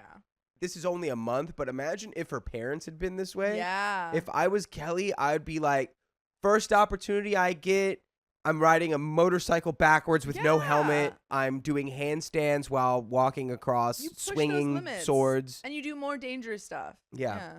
This Sunday, Kelly and I wanted to go to the mall, but Lana insisted on coming along to chaperone us. Just loser. You literally could just, Dodge and weave. you're just such well-behaved children. Yeah.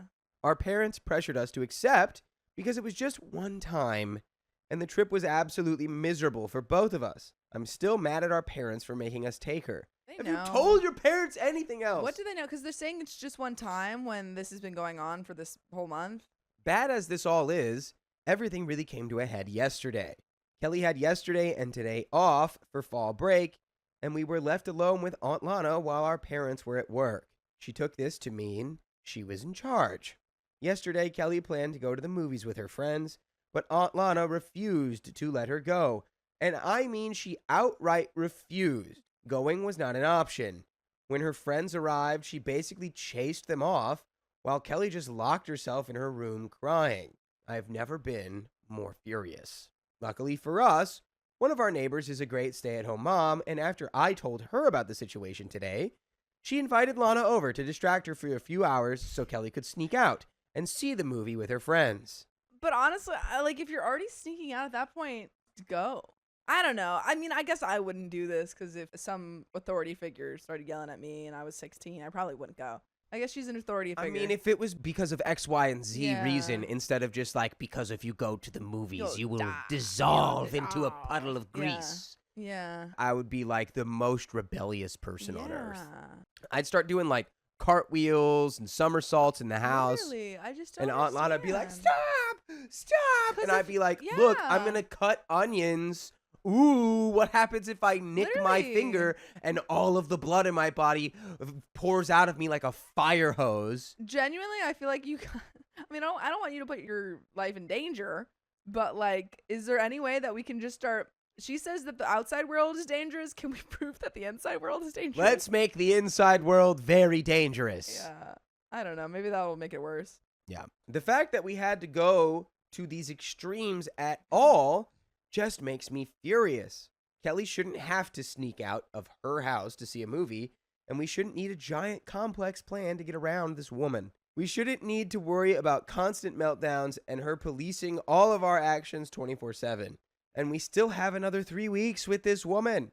She's this bad after just a week. We can't live with her any longer. We've tried talking Here to it our is. parents about all of this earlier, but so far they don't understand just how bad it is because most of these episodes happened while they were at work. They think we're exaggerating and just tell us to put up with it because she's family. But the stress is eating us alive. I don't know. Maybe the approach is saying like, okay, well, when she says that we can't go out, can we go out? And they say, oh yeah. You know, like, see what they say to that. Just ask like, okay, yeah, she's behaving like this. You guys don't really care. Do we have permission to Yeah. ignore her? There's also this thing that you might have even used to write this post where you can record your aunt Yeah. having these freakouts, because I assume when her friends showed up and you said she chased them out, off. she probably did go out and go, you have to leave. This Yeah. child is a sick child. She's sick. She's sick. You can't have this sick child. She's sick. She's too sick. Maybe All the that's blood in her body is trying to escape. You're trying to dissolve her. I work day and night to keep this child safe from you degenerates. Yeah. I even skipped my classes today just to make sure Lana didn't come back and find Kelly missing. And I never skip my classes. It's that serious. After today, Kelly and I decided we're going to try talking to my parents again tomorrow. Lana needs to go. We know she can afford the hotel rooms. My parents invited her only out of familial duty, but that doesn't matter when it causes this much stress. Kelly says she has a possible trump card to use in the conversation, but she won't tell me what it is because she can't confirm it until tomorrow, so I don't want to count on it. She's like, hold on, I've got an idea. And Opie's like, what? She's like, just hold on. You wait. Just you wait. You just hold those It's horses. good. You hold It's them real horses good. tight. Reddit, can you give me some tips on how to best get through to our parents that Aunt Lana needs to go? And there is an update. I honestly think that you need the evidence of her freaking, Yeah. and like your parents should be able to hear like, yeah, she restricted me from going out to the movies with my Yeah. friends, and I locked myself in my room and I was crying. Yeah. And they should hear and that then, and go, then you can, and maybe have them go ask Lana. I don't think she would lie about it. I feel she might tell it a little differently. yeah. But I feel like if they went and said, hey, did you tell Kelly that she can't go to the movies? She'd probably go, of course. It's too dangerous. She'd probably be like, I'm glad you brought this up. Yeah. I don't think she should ever I've see a movie actually again. been meaning to Yeah. talk to you about this. I've been here for a week. Yeah. And the amount of danger that you Everywhere. put Kelly through, frankly, sickens me to my core. I've actually child locked every cabinet, including the knife drawer. I've That's why dulled it's so hard to get into now. I've dulled all of the forks and spoons as well as the blades. Yeah, blunt the knives. She's only been there for a week. She's right? going to be there for a month. Yeah. So I will say it does kind of make sense why the parents are probably a little bit more like not listening as much because she's only been there for a week. So they're like, it's only been a week, it'll probably cool down. Yeah. But I think just if they don't listen to you, then just ask, hey, if she says that I can't do this, can I do it? And then you have, you're good and she can't complain. There you go. Well, we have an update. Yay. I think the parents are going to get involved here. Oh boy. By the way, to all the people saying we, especially me as a 20-year-old, didn't need to listen to her, have you ever tried ignoring or reasoning with a hysterical middle-aged woman practically screeching at the top of her lungs about how your sister is going to pass away from a scraped knee if she steps foot outside the front door? No, but it's the same technique every time. Yeah. You just leave. I mean, I've never been in this situation, but I feel like just leaving that situation is probably the best thing to do. You leave and you do not engage. And Because then if she you're calls your parents and she said, she left. And they go, well, she was allowed to. you've got the added layer of if, she tries to restrain Kelly. Yeah, you go, Kelly I'm goes, bleeding. I'm my bleeding. hemophilia. Oh, Yeah. I can Exactly. feel the blood. I The can blood. feel the blood trying to force its way out of every part of me. They're squeezing the blood out of me. Yeah, and you just play on her fears. She can't touch you, man. You squeeze me too hard, all my juice will leave me. You can't. You cannot reason with this person, especially if she sees you as an irresponsible kid. Anyway, on to the update. Again, whatever happened to good old-fashioned rebellion? Yeah. So Aunt Lana had dinner with a friend on Thursday. So Kelly and I decided to talk to our parents then instead of Wednesday. So we brought it up during dinner. And as usual, they dismissed our concerns, saying, oh, that's just how Lana is. After trying to get them to listen for about 5 minutes, Kelly finally just calmly set down her fork, got up, and said, okay then, I'll leave instead. And that got their attention. It turns out the trump card Kelly mentioned was that one of her friends offered to let her stay with her family until Aunt Lana left. They got the idea last Tuesday while they were driving to the movie theater, and after hearing about the situation, the friend's parents let Kelly stay with them. In my opinion, this trump card is really crazy and could have backfired in a million ways. You are the sweetest little children. Her trump card was like, okay, well, I'm sleeping over at Tiffany's. Slumber party is the really crazy, backfired in a million ways situation. I can maybe think of 2 ways it could have backfired. Like, one way is that your parents just say no, or Lana is like, I'll sleep over too. Yeah. Of course, she couldn't actually stay there without my parents' permission. I mean, that's true. You could get charged for kidnapping. She's 16. Yeah, but I mean, Yeah, are your would parents they? going to like call the police for Yeah. kidnapping on your friend's parents Yeah. for offering to let you stay somewhere because your aunt is crazy? Hopefully not. Your parents don't seem crazy. They just seem kind of like ignorant of what's going on. Fortunately for us, though, this did get their attention, and they finally decided to take us seriously. We described the situation in detail and covered a few of the points commenters mentioned, particularly about how our parents were enabling her behavior. Due to some other family circumstances, we knew that the term enabler would cut them pretty deep, and it did. This time, they listened without interrupting, and once we finished, they offered their side. As it turns out, when Aunt Lana was a kid, her best friend's brother was a severe hemophiliac, and she got to see the extent of it firsthand since she visited their house so much. The brother actually ended up passing away from complications from an injury which Aunt Lana witnessed, and it was pretty traumatizing for her. And it all makes And there we go. sense now. And there we go. But why wouldn't your parents tell you all of this? I agree. What is up with that? Why wouldn't they say, we like, have to hey, shelter our yeah. 20-year-old and 16-year-old daughters Yeah. from just like Well, the like truth. Lana's trauma? The reason why she's acting this crazy?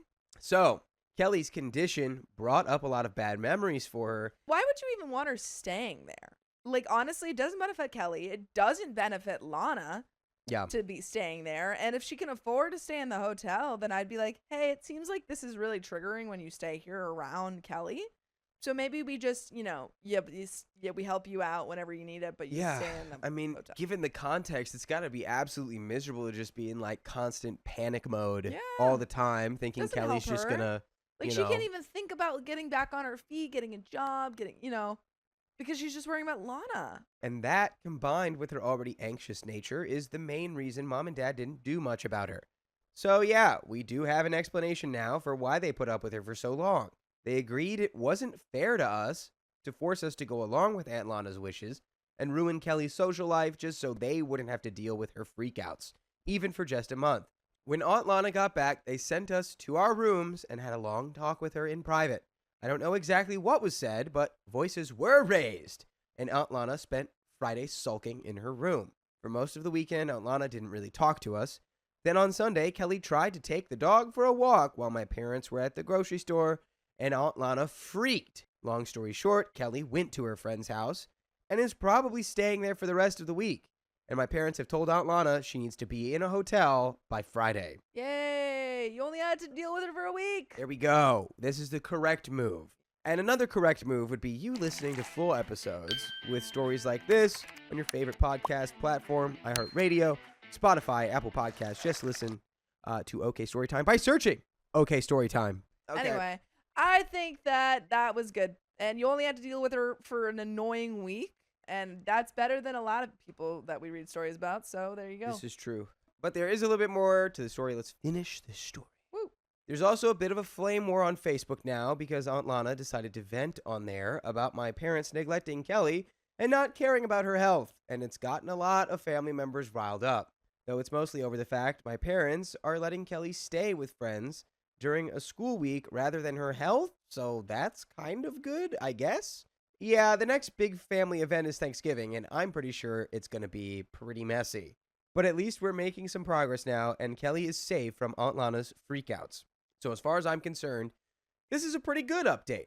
With luck, it's the only one I'll need. Thank you for your advice, everyone. And that is the end of that story. That's it. Good luck. Wowie zowie. At Thanksgiving, you just say, she's alive, she's kicking, she's fine. When everyone says, why are you not taking care of her health? And that's it. You just go, uh-oh, Aunt Lana, look, there's a fork. What if I touch my finger with it?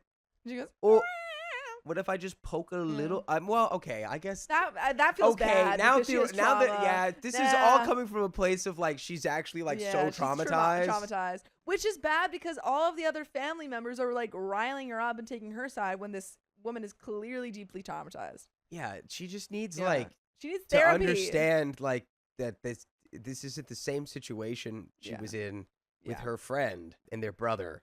But That's the end of that story. it is the end. And we got another one coming right up. My in-laws are demanding gifts, even though we've been no contact for years. That doesn't deserve any sort of present. I called my father this morning to see how they were all doing. Before he said good morning, he asked, "What the F is a dorm shower? And why are my in-laws asking for money and gifts?" By the way, this comes from Key Conclusion 5511, and if you want to submit your own stories, go to the r/OK Storytime subreddit. So, background. My husband, children, adult teens now, and I went no contact with my husband's entire immediate family and most extended relatives since 2016. That's 9+ years of not talking to, contacting, or having any type of relationship or interactions. We gave them over 20 years of chances and boundaries and consequences. That's to say, it wasn't a rash decision that was made selfishly or thoughtlessly. Through the years, they send us, in the actual USPS mail, because they're blocked everywhere else, requests for gifts. They have their Amazon wish list. They're like, hey, Literally. I know we're not talking, but I've been eyeing this one thing on Amazon. Right. Looks Type great." this in HTTPS. Like, You see, they like to create registries. oh my gosh. That's what I said. Like you would for a bridal or baby shower, and fill them with obscenely priced items for simple things like birthdays, Christmas, graduation, anniversaries, and every little "I farted and therefore I deserve an expensive gift" event. On to last week into today. I called my husband's aunt to catch up. She's the only one we're still in contact with. And she gave me a heads up that my in-laws were trying to get her to pay, they used the term donate, over $100,000, not a typo, for the golden granddaughter's dorm fees. Because we're family and we need to stick together and do our part. Why aren't you doing your part to pay for her? Yeah. Why aren't you doing your part? Doesn't make sense. Right. Like I feel like part of your part would be to like talk to your family. Yeah. Like imagine getting this from people that are like bloodlines way down the line. Like Yeah, that you they're are like, you're so far family. from. I know you're third cousin twice removed, but you're Yeah. family and you got to give me $100,000. Yeah, exactly. It's like, no, not how that I works. actually will not be doing that. When the lady who is living a modest life and on Social Security said absolutely not, they then sent her an invitation via text to the dorm shower, and husband's aunt said it was beyond ridiculous, not to mention the request for straight up cash when she graduated. In the meanwhile, I'm getting texts and calls from old acquaintances and childhood friends. We all grew up in the same town, and in-laws still live there, but we've moved about 4 hours away, saying that my in-laws are pestering them and trying to get a hold of our information because we changed our cell numbers and blocked them everywhere we digitally could. Last week in the mail, I received an actual printed invite along with registry information, not one place, but 3 separate stores. And because we were curious, my whole family found it comical, took a peek. The cheapest thing on there was a pack of washcloths in the $60 range, followed by a power strip at $120, and the prices went up from there, including items in the $2,000 range. Yikes. They even had commercial type appliances, which you can't even take or use in a dorm room. Yeah, because they're like, she really needs this new oven. Right. Not us. She needs it for her dorm room. Yeah, but like mail it to us and then we'll move it to the dorm room. It'll to just make be it easier that way. Yeah, exactly. So why are they even on there? Then the phone calls started rolling in, which were sent to voicemail from phone numbers we aren't familiar with. Mother-in-law ended up leaving a message. Husband's name, this is your mom. Niece's name is going away for college, and we need you to contribute $100,000 for her dorm. We also sent you, apparently the rest of us no longer exist, an invitation to our dorm shower and a picture from her graduation, which had requests for straight up money without even hosting a party. Don't disappoint us because you owe it to your niece and sister. First of all, no to the effing no. Second, niece's parents make more than $500,000 a year. They both work for the state, love to brag, and their salaries are posted. Found that out from aunt. So shouldn't they easily be able to afford their child's dorm necessities? Third, my husband and I have our own 2 children in university, one going into sophomore year and one going into junior year, and we never made any grand announcements, much less requests for money. They also choose to stay local in order to save money. I mean, the problem is not that, I feel like grad parties are very common. People, usually you don't request money, but right. But you can be like, hey, like I don't need these gifts. I'm saving up for something. Like you could phrase it that way. It's weird to reach out to your family who you're no contact with, and ask for $100,000. That's an intense amount of money that you can't just ask for. Fourth, what the F are you trying to get money and gifts out of my parents and other elderly relatives? Aren't there laws against swindling senior citizens? My husband dropped everything into the shredder, and I erased the voicemail with full intent of remaining and maintaining no contact. In the last 2 hours, I've gotten 6 calls from numbers I don't know, but area codes that are from the area with nobody leaving any messages. WTF. Just when you think you're out, they try to pull you back into their effery. So effing tired, and the nerve to do that. They didn't even bother asking about their biological grandchildren that they claim to love with all their hearts. Yeah, where's their $100K? Yeah. There is an edit and an update, folks. But do you have any thoughts? Yeah, that's just so ridiculous. So ridiculous that you can't even respond to it. Yeah, exactly. I'm glad they just put it in the shredder and just deleted these things it's like, what do you instead of even say? trying to interact. Yeah, because that's really like it's not going towards any of that stuff. No, not at all. No, you of know course that not. They're getting kicked out of their house or something, or they've gotten into substances or gambling or something like that, and they're down on cash. So some reason they need the money. Yeah, it's not going. Like I feel like they're gonna give their granddaughter like $30. They're gonna be like, "Happy graduation!" Right, right. And it's like that's you're a lot. You're very far away from that $100,000. Yeah. But there is an edit. I'm so sorry that I didn't explain it correctly. To be clear, it's 2 separate things. Request 1, $100,000 for dorm fees and boarding, so essentially rent and food. Request 2, dorm shower, registering for gifts at specific stores that people are expected to buy for you off a list produced and chosen by the graduate. Edit 2, how did mother-in-law get the number? We don't know. We did have a friend say that they gave out our address, which they had anyway. Why? Why'd the friend do that? Yeah. We have friends in my family that still live there, our hometown that me and my husband, grew up in. Many people go to the same church weekly, and many of the in-laws attend. That's the most probable place. We still give our new numbers to our friends and family. Mother-in-law managed to get our new number, and nobody has confessed to giving it to her. I'm also getting a lot of calls from random numbers, I don't know, and they're not leaving voicemails, that coincide with mother-in-law calling. Mother-in-law, as of right now, has left a single message. Reverse directory on the other numbers doesn't give me information. Somehow, at the very least, mother-in-law has gotten our number. We don't know if the other calls are related to mother-in-law because they don't leave voicemails, but considering the uptick in calls and the message from mother-in-law, we think it's related to each other. No further voicemails at this time. And relevant comments, what is OP's husband's take on the situation? OP says, as of now, he wants to maintain no contact, which is the smartest move, for sure. OP says, prior to the no contact, he was a diplomatic fence sitter, and it infuriated me because his silence was the equivalent of acceptance. I credit our children for somewhat dragging him out of the fog, but it's been a 2 steps forward, 1 step back deal, and there are cultural expectations and dysfunction that come into play.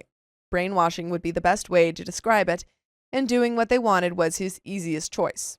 These people are not normal or controllable, and they are a very large family. Mother-in-law has 6 siblings, father-in-law has 5. Each sibling has a minimum of 3 children, and one had 10. Oh, with 2 passing away in their middle age. Oh. Those children have gotten married and have children. When you oppose one, you become their enemy. So picture a nonstop barrage of Bible thumping and telling you that you're all going to heck and cursing our family and children. Conversations don't work. We gave them over 20 years of chances. I refuse to fight and I refuse to submit, therefore we ignore. Commenter 1 says, and how is letting you be subjected to pesterment somehow not him imploding your marriage? Because you sound like you're at your wit's end with these people and he refuses to take steps. Well, okay, no, it sounds like he has taken steps. Yeah. He went no contact with them. It's not really his fault that they're finding Right. ways to harass Yeah. him. I mean, they didn't give their address No. or their number. Like, yeah. A cease and desist letter might work. No need to even go to court, but your husband prefers to bury his head in the sand and let you be pestered. Opie says, you're not wrong, but there's more to the story that doesn't make anything easy. But I'm not naive, and there's a plan in place if things go south. He's trying, and I'm giving him grace to change and learn, but I'm not stupid, and my patience isn't infinite. But I do think, like, it's not just like he's trying, like, he did do something. They are no contact. That's not nothing. Yeah. He went no contact with his entire family. Yeah. And it's been like 20 years Yeah. of no contact. That's like pretty significant. Oh, yeah. That doesn't mean OP has, doesn't have a right to be upset about the current stuff that's going on. Oh, But of like, course. I think to say like, oh, you're going to be married to a guy that like lets his family walk all, like he went no contact. Yeah. Like, he's not letting them. No. He's not. OP provides some context and an example of her in-laws' entitlement. My in-laws didn't approve of our marriage. They didn't want us to succeed. They thought that without them and their help and influence, we would be nothing. They're probably asking OP and her husband at their wedding for $100K. They're like, for your wedding, Literally. we would like $100K. Thank you. Right. Now that you're a part of the family Yeah. officially, you have to contribute. Yeah, there's the wedding registry and then there's the in-law registry. Yeah. We proved them wrong. If we had anything or were successful in any capacity, they couldn't stand it. Example, we bought our first condo. They felt entitled and wanted keys so they could come and go as they pleased. I said no. They waited till we were at work, oh my goodness, and tried getting in using a locksmith? So they tried to break in? What? Are they not in jail? Honestly. They claimed to be the owners and said, look, their name is on the buzzer, and they hadn't had time to change their driver's license. The locksmith went to the manager's office because they often had spare keys, and because I had been in and out of the manager's office getting approvals for our renovations, they knew right away that they weren't the owners and called the police. Police showed up and were talking to the manager. We pulled up to see my in-laws standing next to the cop car along with another officer. They explained what happened. We reaffirmed that they had no right to enter. They asked us if we wanted to press charges. Husband said no. You should have pressed charges. They tried to break into your house. Yeah. But I begged the officer to scare the crap out of them, and he kindly did. This is not even the worst of it. So their logic is to constantly take everything they can take, so we get overrun with debt while they keep progressing and achieving, thus proving to everyone that we were losers and they predicted it. Why do they try? Because they can, and they think eventually they're going to be successful. And there is an update 8 days later. Wow. I do say, I do think that if they're trying to break in, like that's the level of stuff, Yeah. you should get a restraining order or something, like file charges. Yeah, something. Yeah. Because, yeah, and then I'm sure that, like, I mean, they deleted and, like, shredded things, but, like, if they keep getting letters and voicemails Yeah. and stuff like that, like, that's harassment and stuff. So it's like you could, You have all this proof. yeah, you could add all that up, like, and maybe that will make them stop. Like, if you Yeah, just court. ignoring them isn't going to make them stop, maybe the law can. Maybe the law has something to say about it. Update 8 days later. We are maintaining no contact, no gifts or donations of $100,000 because what they ultimately want is a reaction or contact. We refuse to fight and we refuse to submit. Therefore, we ignore. Our silence is clear message that they don't hold any value in our lives, and that drives them absolutely crazy. Google Voice has been set up and everything else is being blocked on the landline if they don't leave a message or aren't part of our contacts. Mother-in-law at this point has left a single message, but we received at least 50 calls last time I counted from numbers that we don't know, but we suspect are mother-in-law's flying monkeys. I still don't understand why they're asking for $100,000 for dorm rent and food, because anyway I look at it, the math ain't mathin'. That's what I'm saying. I spoke to my cousin, a lawyer not in my area, and gave her all the information and asked her if anything could be done. She reached out to a retired colleague who used to practice and now teaches, and they basically said to continue to ignore because legally not much can be done. Annoying, but it is what it is. Now on to the gossip. My dad and uncles are part of the church board and have been for decades. They, the board secretary and clergy, get together every Monday and review the week ahead, deal with issues, and approve or reject anything that needs to be dealt with. Pretty standard stuff. The in-laws attend the church but aren't really active in terms of committees, fundraising, and activities planning. Mother-in-law has volunteered once at a bake sale in the 40-plus years of living in the community and attending this church. The church has a huge banquet room that includes a stage, bar area, and fountain. It's used for church functions, plays, bazaars, dinner dances, parties, and can be rented out for a fee. Everyone pays some sort of fee. The fee is a complete breakdown of everything. There are 2 prices. One for stewards, members that pay a yearly membership to the church, and one for non-stewards, non-members, or anyone else who would like to rent the space. If you're a member, then you get the rentals at cost, so the church doesn't really make anything extra on the rental. If you're not a member, then there's an upcharge for using the space. Mother-in-law and sister-in-law want to rent the space because they're anticipating 200-plus people for the dorm shower. Why is it a dorm shower? Couldn't it have just been a graduation party? I know, I've never heard of a dorm shower. It's a grad party. Yeah, that's what it is. Like, it sounds like they're all gonna huddle up into this tiny little dorm that's like probably half hers, and then throw a little party. Yeah, no one's gonna fit in there. Exactly. No one's gonna fit. They filled in a request online that requires you to input your information, steward number, information about what the party is for, how many people, what vendors, if there will be liquor, and special requests. The board reviews it, and if they have questions, they make follow-up calls. The secretary had mother-in-law on speakerphone so that everyone could listen and ask questions if needed. They aren't current stewards. Last time they were stewards was when their kids were little. No judgment, just explaining. They used their steward number from decades ago and played stupid when the secretary said that they need to be current stewards in order to get the discount. They know this because they tried to pull the same crap for sister-in-law's big bridal shower. She had a total of 5, as well as the christenings of her children. She had a total of 5 bridal showers? What? How many? That's too many. That's too many. The church has to pull a variety of permits depending on what type of party you're having, insurance, plus security, liquor permits, custodians, and a few other things I'm sure I'm forgetting. There is a pre-approved list of vendors that you need to choose from if you want to serve food or liquor, and they set their own prices separately from the church. If you want to rent the space, those are the rules and have been for over 30 years. If you follow the rules, then it's pretty seamless. And I've used them plenty of times throughout the years without any issues. Mother-in-law then tried to negotiate the price because they have volunteered so much throughout the years. Once. You volunteered once. Then she tries to say that they're going to bring in their own food and liquor, which we know they can't because there's a license for it. By the way, you know what you can do? Listen to full episodes with stories just like this. Just go to Spotify, Apple Podcasts, or iHeartRadio and search up OK Storytime. But there is a little bit left to this story. Do you have any final thoughts? Just these people. These people, They're man. a piece of work. Wowee. Man, oh Wowee. man. I mean, I don't know how you even put up with them at all. Yeah. It does suck that they Ugh. still like live relatively nearby. Yeah, like 4 hours, but also it seems like Yeah. they live nearby other family members and other friends. right. So there's still some kind of overlap, yeah. And which like is tricky. that they're involved in the church still. It's like everyone just needs they need to be far away from other people I agree. because they're not acting how people should. No, they're acting how people shouldn't. Yes. And there is a little bit left to this story, so I should finish it. Huh. Church said you have to use the pre-approved vendors or you can't serve food or beverages.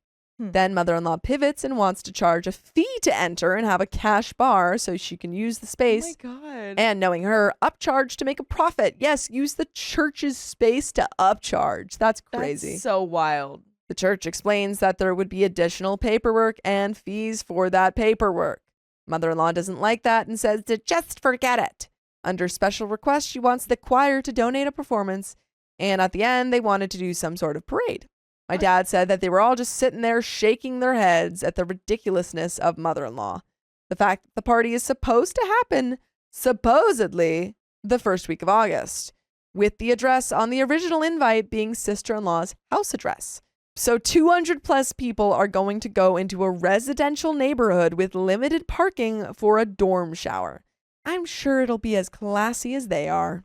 Wow. And folks, that's the end of that story. That is so wild, That's dude. crazy. They can't stop, man. They can't Yeah. stop. My sister excluded us from a family trip because she thinks we don't like her. Is it true? I, male, 46, live in the UK. I have recently been diagnosed with ADHD. My parents were the type to not believe in things like ADHD or mental health issues, coming from a background of pick yourself up and get on with it, or just snap out of it when faced with depressive people. My parents and siblings are/were a family of 5. Our parents are divorced, and I have 2 older sisters. This is about the younger of my 2 sisters, her suspected narcissism, and her enabler, who's our mother. By the way, this comes from my main profile, and if you want to submit your own stories, go to the r/OK Storytime subreddit. Here's a list of our people that we got here. Okay. Father, 78. Mother, 72. Older sister, Olivia, 52. Younger sister, Yasmin, 50. Me, 46. I should add that while I do not consider my childhood to have been harmful or particularly hard, things that were said and done in my presence and during the time of the divorce had some effect, and the feeling of being piggy in the middle changed who I was and what I thought life was. An example, I unfortunately had to drop out of college in my second year and take full-time work as I had to help pay the mortgage or lose the house after our mother left home. I do not blame her for that because I wouldn't want her to have stayed in that situation, but I can't help acknowledge that it probably changed my future in certain ways. Father, Olivia, and I are no contact with Yasmin. Olivia and I are also minimal contact with our mother. Our mother and father have been divorced for around 30 years now, but get on enough to be in the same room as each other if there is a reason to be there, which is relevant later. Yasmin is, in my untrained yet observant opinion, an undiagnosed, covert, self-absorbed person, showing traits of Munchausen syndrome, martyrdom, and others. She seeks attention, makes up wild accusations and scenarios that don't add up and become more exaggerated over time. She is obsessed with our mother to a cringe-worthy level of soppy, coochie-coo, mummy-wummy, I'm your one and only child and your little girl kind of posts on her Facebook. She flirts and cuddles with other men in front of their partners, has been caught going through other people's stuff to the point of stealing and opening letters that are not addressed to her. Felony! She either makes up or exaggerates illnesses or injuries. She has 2 failed marriages that ended entirely because of the husband's faults and failings. Nothing she did, of course. She's perfect. Yet these men have gone on to have successful long relationships with other people, and one of them, who was branded as violent and harmful, has remarried to a nurse, had another child, and is going strong, while she remains single as all men are a-holes. She has been called devious, manipulative, controlling, jealous, and more. But one common theme whenever anyone confronts her is that the other person is either lying, delusional, or doesn't remember it the way it was. Other than us troublemakers, everyone else loves her and thinks she's lovely. But she's the type of person who will wave and smile at you in the street one day and completely blank you and walk the other way the next. When we were kids, she would look after me while our parents were at work, but would play and talk to me in the morning, then blank me in the afternoon, depending, of course, on mood, the alignment of the stars, or if a butterfly got caught inside an airplane cockpit and twitched its wings 35,000 feet above peaking. Her other alleged exploits include parental alienation of her children, over-friendly behavior with her stepfather and male members of her partner's family, over-friendly behavior with her supervisors and those in authority, mail theft and hiding of bills or statements in others' names, and too many more to post. She had not talked to our father for many years and pretty much called her stepdad her real dad, and even her oldest children have tattoos of granddad relating to their step-granddad, not their real granddad. But since he passed away and a small medical emergency our real father had, she had been sending him soppy text messages saying how much she loves him, etc. I have copies of them. Enabling her in this is our mother, who won't hear a bad word said about her. Everyone lies. Everyone makes up things to get their own way. Yasmin is an amazing mom who had to choose to raise 4 children with nothing because their fathers didn't want to, or were prevented from, knowing their kids, and are a-holes and need to be squashed like a bug. At the start of 2023, I went no contact with our mother after an argument about money. Since I've been out of work, I have asked to borrow money from time to time and bank transfer it back when I can. Now, I will hold my hands up here and say that in the past, I have not always been 100% about paying back money, although sometimes I was told not to worry about returning it, but then admonished for not doing so. However, for a few years leading up to the argument, I had been making sure to remember to pay it back. But as far as our mother is concerned, I have never paid back a penny. I asked to borrow £50 for food to make it to the weekend for us and our kids, her grandchildren, and was made to feel like I was bleeding her dry. Then, in the same phone conversation, she told me how she had offered to financially help Yasmin to get her car ready for its annual inspection. When I pointed out the blatant favoritism in this, our mother said that she knows that Yasmin will definitely pay her back, but that it's irrelevant because Yasmin simply wouldn't ask anyway, nor take it if she was offered. Okay, but there is evidence that you haven't paid things back before. Yeah. It's like, is it blatant favoritism if Yasmin is paying it back? And if you're you not? haven't. And I don't want to say, like, obviously Opie's having some, like, financial troubles, which Yeah. is, like, totally, Yeah. I do think it's somewhat understandable that your mom doesn't want to necessarily offer up money in the same way that she's doing for Yasmin if you're not paying it back. And also, if we're basically no contact with mother, but we have lots of other family members that we have mentioned that we are still talking to, maybe we could go to them. Yeah. There is also some bad feeling about money anyway, since our stepfather left Yasmin £25,000 in his will, but told Olivia and me to go punt rocks. After the argument, I started looking back at bank statements and found that between 2019 and January 2023, I had transferred a little under £2,100 to our mother's account. Again, I'm not saying that was everything that was borrowed, but it's not nothing either. In December 2022, I noted that we had borrowed £300 to get through Christmas and paid it back as soon as we had money in January. When I asked for the £50, Yasmin had told our mother that her New Year's resolution should be to not lend any more money to anyone. The no contact lasted until 2024 after our mother contacted me wasted to talk. Ironically, after having a fallout with Yasmin. Minimal contact then resumed, but nothing is the same as it was. The reason that Yasmin and our mother fell out as above is because they and Yasmin's kids were all invited to my daughter's 16th birthday party. She doesn't live with me. She lives with her mother about 45 miles away. Yasmin didn't want to go because everyone hates her and she'll be left all on her own, despite having her kids and their partners there, as well as several family members who would talk to her. Yasmin is very, woe is me, everyone hates me. The classic self-absorbed person line, I don't even know what I've done wrong, is used often. Our mother was aggravated by this because she was supposed to come to the party with Yasmin. She doesn't drive and so couldn't go either. I should point out here that Yasmin has twins whose birthday is on the same day, but they are adults, and so we're having a little party the next night, which our mother refused to attend. So on to the am I overreacting part. April 29th this year was Olivia's 52nd birthday, and she, along with mother, father, and my wife and I met up at a cafe for breakfast. Our mother offered to pay for our food, but wife and I had already ordered, so she paid for herself, Olivia, and father. During the next hour, we talked normally about anything and everything and left separately. Due to the minimal contact, our mother probably did not expect to hear from Olivia or myself for a few days. The following morning, Olivia tried to phone our mother for a reason that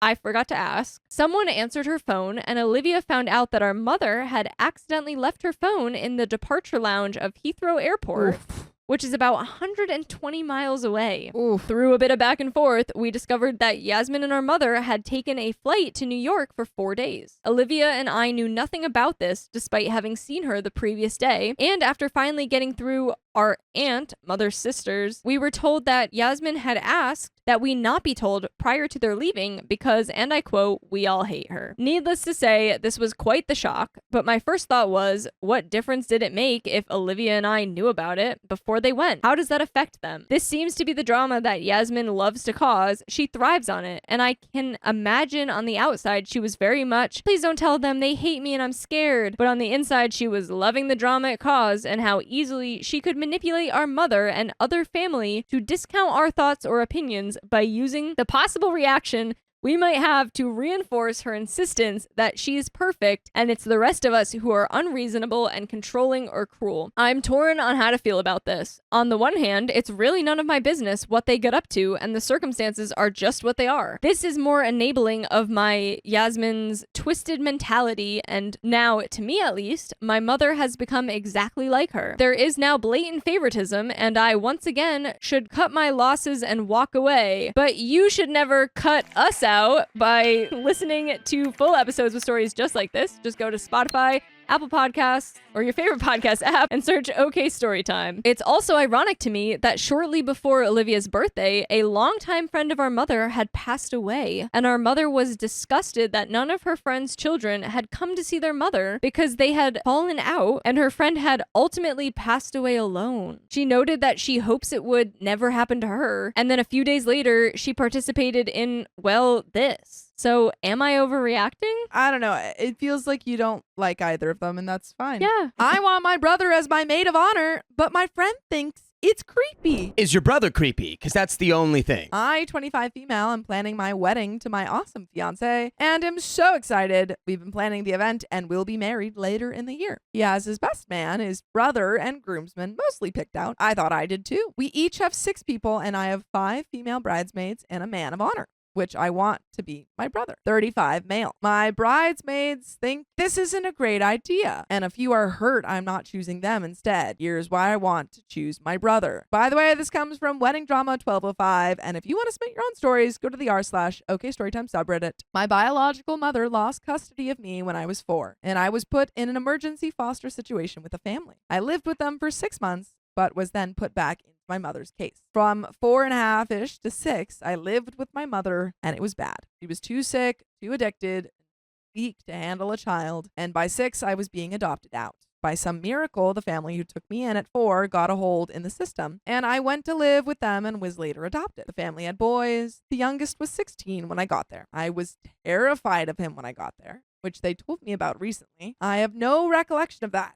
I do remember him spending the summer with me, teaching me to swim, teaching me how to play games, teaching me how different appliances worked. He skipped a summer job to help our mom with my adjustment. I had eating problems. I had dental problems. I had a snoot full of health problems, including parasites. He came to doctor appointments. He also helped me get ready for school.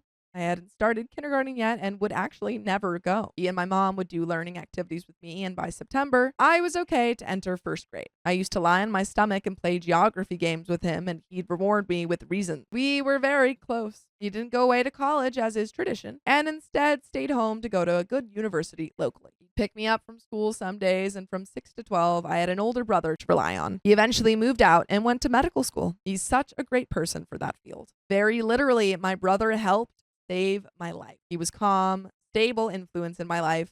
I credit him, my mother, and father with saving my life. I would never have gone to college. I probably wouldn't have graduated high school or even lived, as I was so sick. I had 4 endoscopies, 4 colonoscopies, and 3 surgeries before I was 8. My family doesn't look like me. I'm most likely Mexican or something else, most probably African American, and they don't come from where I do, but they never treated me any differently than their other kids. Since the others were older and out of the home, I was never as close to them as I was my parents and brother. My thinking is a maid of honor is someone really important, and I cannot think of anyone else who comes close. I haven't even asked him yet, but I think he'd do it. I told my parents, and they said they wouldn't say anything to him, but they thought it was a great idea. My husband is also good with it and thinks it's a sweet thing to do. But my female friends were horrified I suggested it and think it's creepy. I think they should shut up. Like, honestly, what's creepy about it? Just that it's not a woman? Is like, that is that it? Your brother is literally the one of the most important people in your life. If I look back on that time, it's the happiest a person could be. Is it weird and creepy? Does it contravene some weird relationship boundary between brother and sister? Nope. Is it highly inappropriate? Nope. Yeah, well, yeah, because How? everyone knows you actually get married to your maid of honor. Yeah, everyone So, knows that. what are you gonna marry your brother? Gross. Update. So what happened? Well, I realized that it is my wedding. My fiance fully understood my position and really likes my brother and thought it was a great idea. I organized a brunch with my current bridesmaids to explain my position and why I did what I did. I realized that it's a story I've told but didn't talk about with my friends. Also, doesn't really matter. Thought it was abundantly clear that being different from my family made it obvious. I don't think it actually matters that you didn't tell them this story. I don't think they have any right to question why you want your brother to be your man of honor. It's just so, like, off base to Yeah. call it creepy. Yeah. I don't get it. It's like not like, oh, like, why are you having your brother? It's like creepy that's like a targeted word. Yeah. The brunch was interesting. What I didn't mention in my last post was that the person who raised the most fuss was also someone who seemed to get the other people going more than they otherwise would have. We met for a lovely brunch at a nice place, my treat too, and I raised the issue once more. The person who was most disgusted by it, Ms. X, again raised her objection. She was furious and said that this was a travesty and tried to rally the other girls. This time, there wasn't as much of a reaction, and the others sort of just didn't care. I told them all why I wanted to honor my brother and why it was so important to me, and Ms. X admitted that it was lovely and touching, but it should be her because it's her business. What do you mean it's her business? Girl. Is it being paid to organize your wedding? Turns out that she wanted to be maid of honor and was going behind my back to get the other girls to drop out of contention so that she could do it, so she could plan the wedding, and thus could be maid of honor, wedding planner, and this would be for her business. Yeah, that's why people are maid of honor, so that they can put it on their resume. Yeah, I gotta fill out my resume. That's crazy. Well, I guess it's not even insane, but the way she's going about it is insane. It's Yeah. like, it makes sense to be like, hey, like, I was thinking maybe, like, can I talk to you? Like, blah, blah, blah. And then still like, well, no, my brother's going to be it, but at least now I understand where you're coming from. I Like, understand that you're crazy. Ms. X was so upset that she threatened to drop out of the bridal party altogether if this went further. Brunch was tense after she left, but the consensus was the other girls wanted her gone, and I didn't want her around anymore either, so she's no longer being included. I will send her an invite. That meant I had to speak to my brother. As I mentioned, he's a doctor and has a dual practice. So I swung by his office and texted him that I really needed to talk. He misinterpreted my comments, so he kept the office open late, and his secretary, nurse, wife let me in. I went into his office, and he was immediately worried I was sick, that I told him what had happened and why Miss X dropped out, and that I wanted him to be my man of honor. He was totally surprised and confused. He asked if I was sure,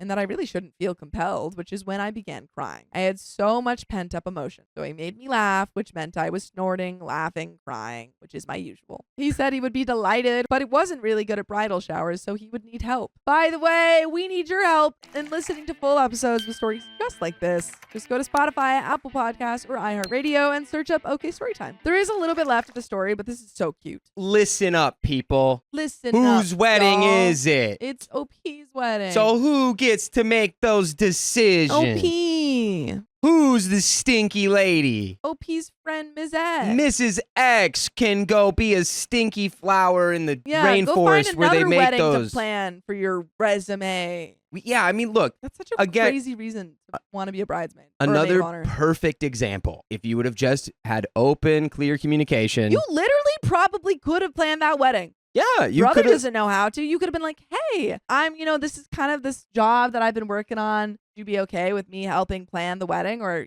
taking control of the planning? I do it for free or I do it for a discount, blah, blah, blah. Like, straight up. They probably would have said yes. We arranged a time for all the bridesmaids to come together and meet the man of honor. So we are having a barbecue at my parents' place this weekend. My mom and dad are so happy that he's involved. My dad is walking me down the aisle and my brother will stand at the end. My brother offered a very, very generous gift towards paying for the wedding. So not only is he standing as the maid of honor, but is paying about 1/3 of the wedding. We're really, really excited. Interesting story. One of the bridesmaids actually knows my brother. This bridesmaid and I were friends at college and lived away for a while. While visiting home, she developed some sort of nasty infection and was directed from a walk-in clinic to an emergency room where my brother attended to her and got her on her way. So there's a weird personal connection that they can talk about when they meet.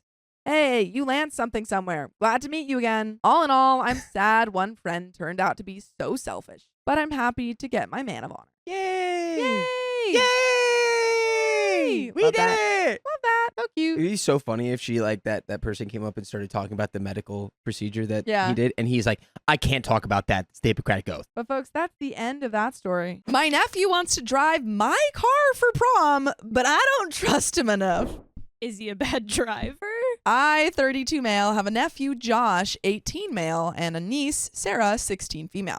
And this argument came up when visiting my sister. My car is a very modified classic car, a 72 Challenger with a modern motor swap, 6-speed manual, and more mods, putting out over 1,000 HP. It is not a beginner driver friendly car. By the way, this comes from Double Requirement 18, and if you want to submit your own stories, go to the r/OKStorytime subreddit. So, Josh didn't get his license until 3 months ago, and I'm pretty sure he flubbed numbers to take the test for the 3rd time. I have seen him drive once and even offered to ride with him before to help pump his hours up and to continue to drive so he can feel more comfortable. Sarah goes to car shows with me and has a modified Miata that she drives everywhere. She got her license 2 weeks after turning 16 and has had it for 8 months now. She drove with me every day after getting her permit and just has that drive to drive. Before anyone says I have a favorite, Josh and I game every night. And I built him a custom PC for getting honor roll. He is amazing at tech, loves gaming, and if he decides to continue, I will be paying for his college. Dang!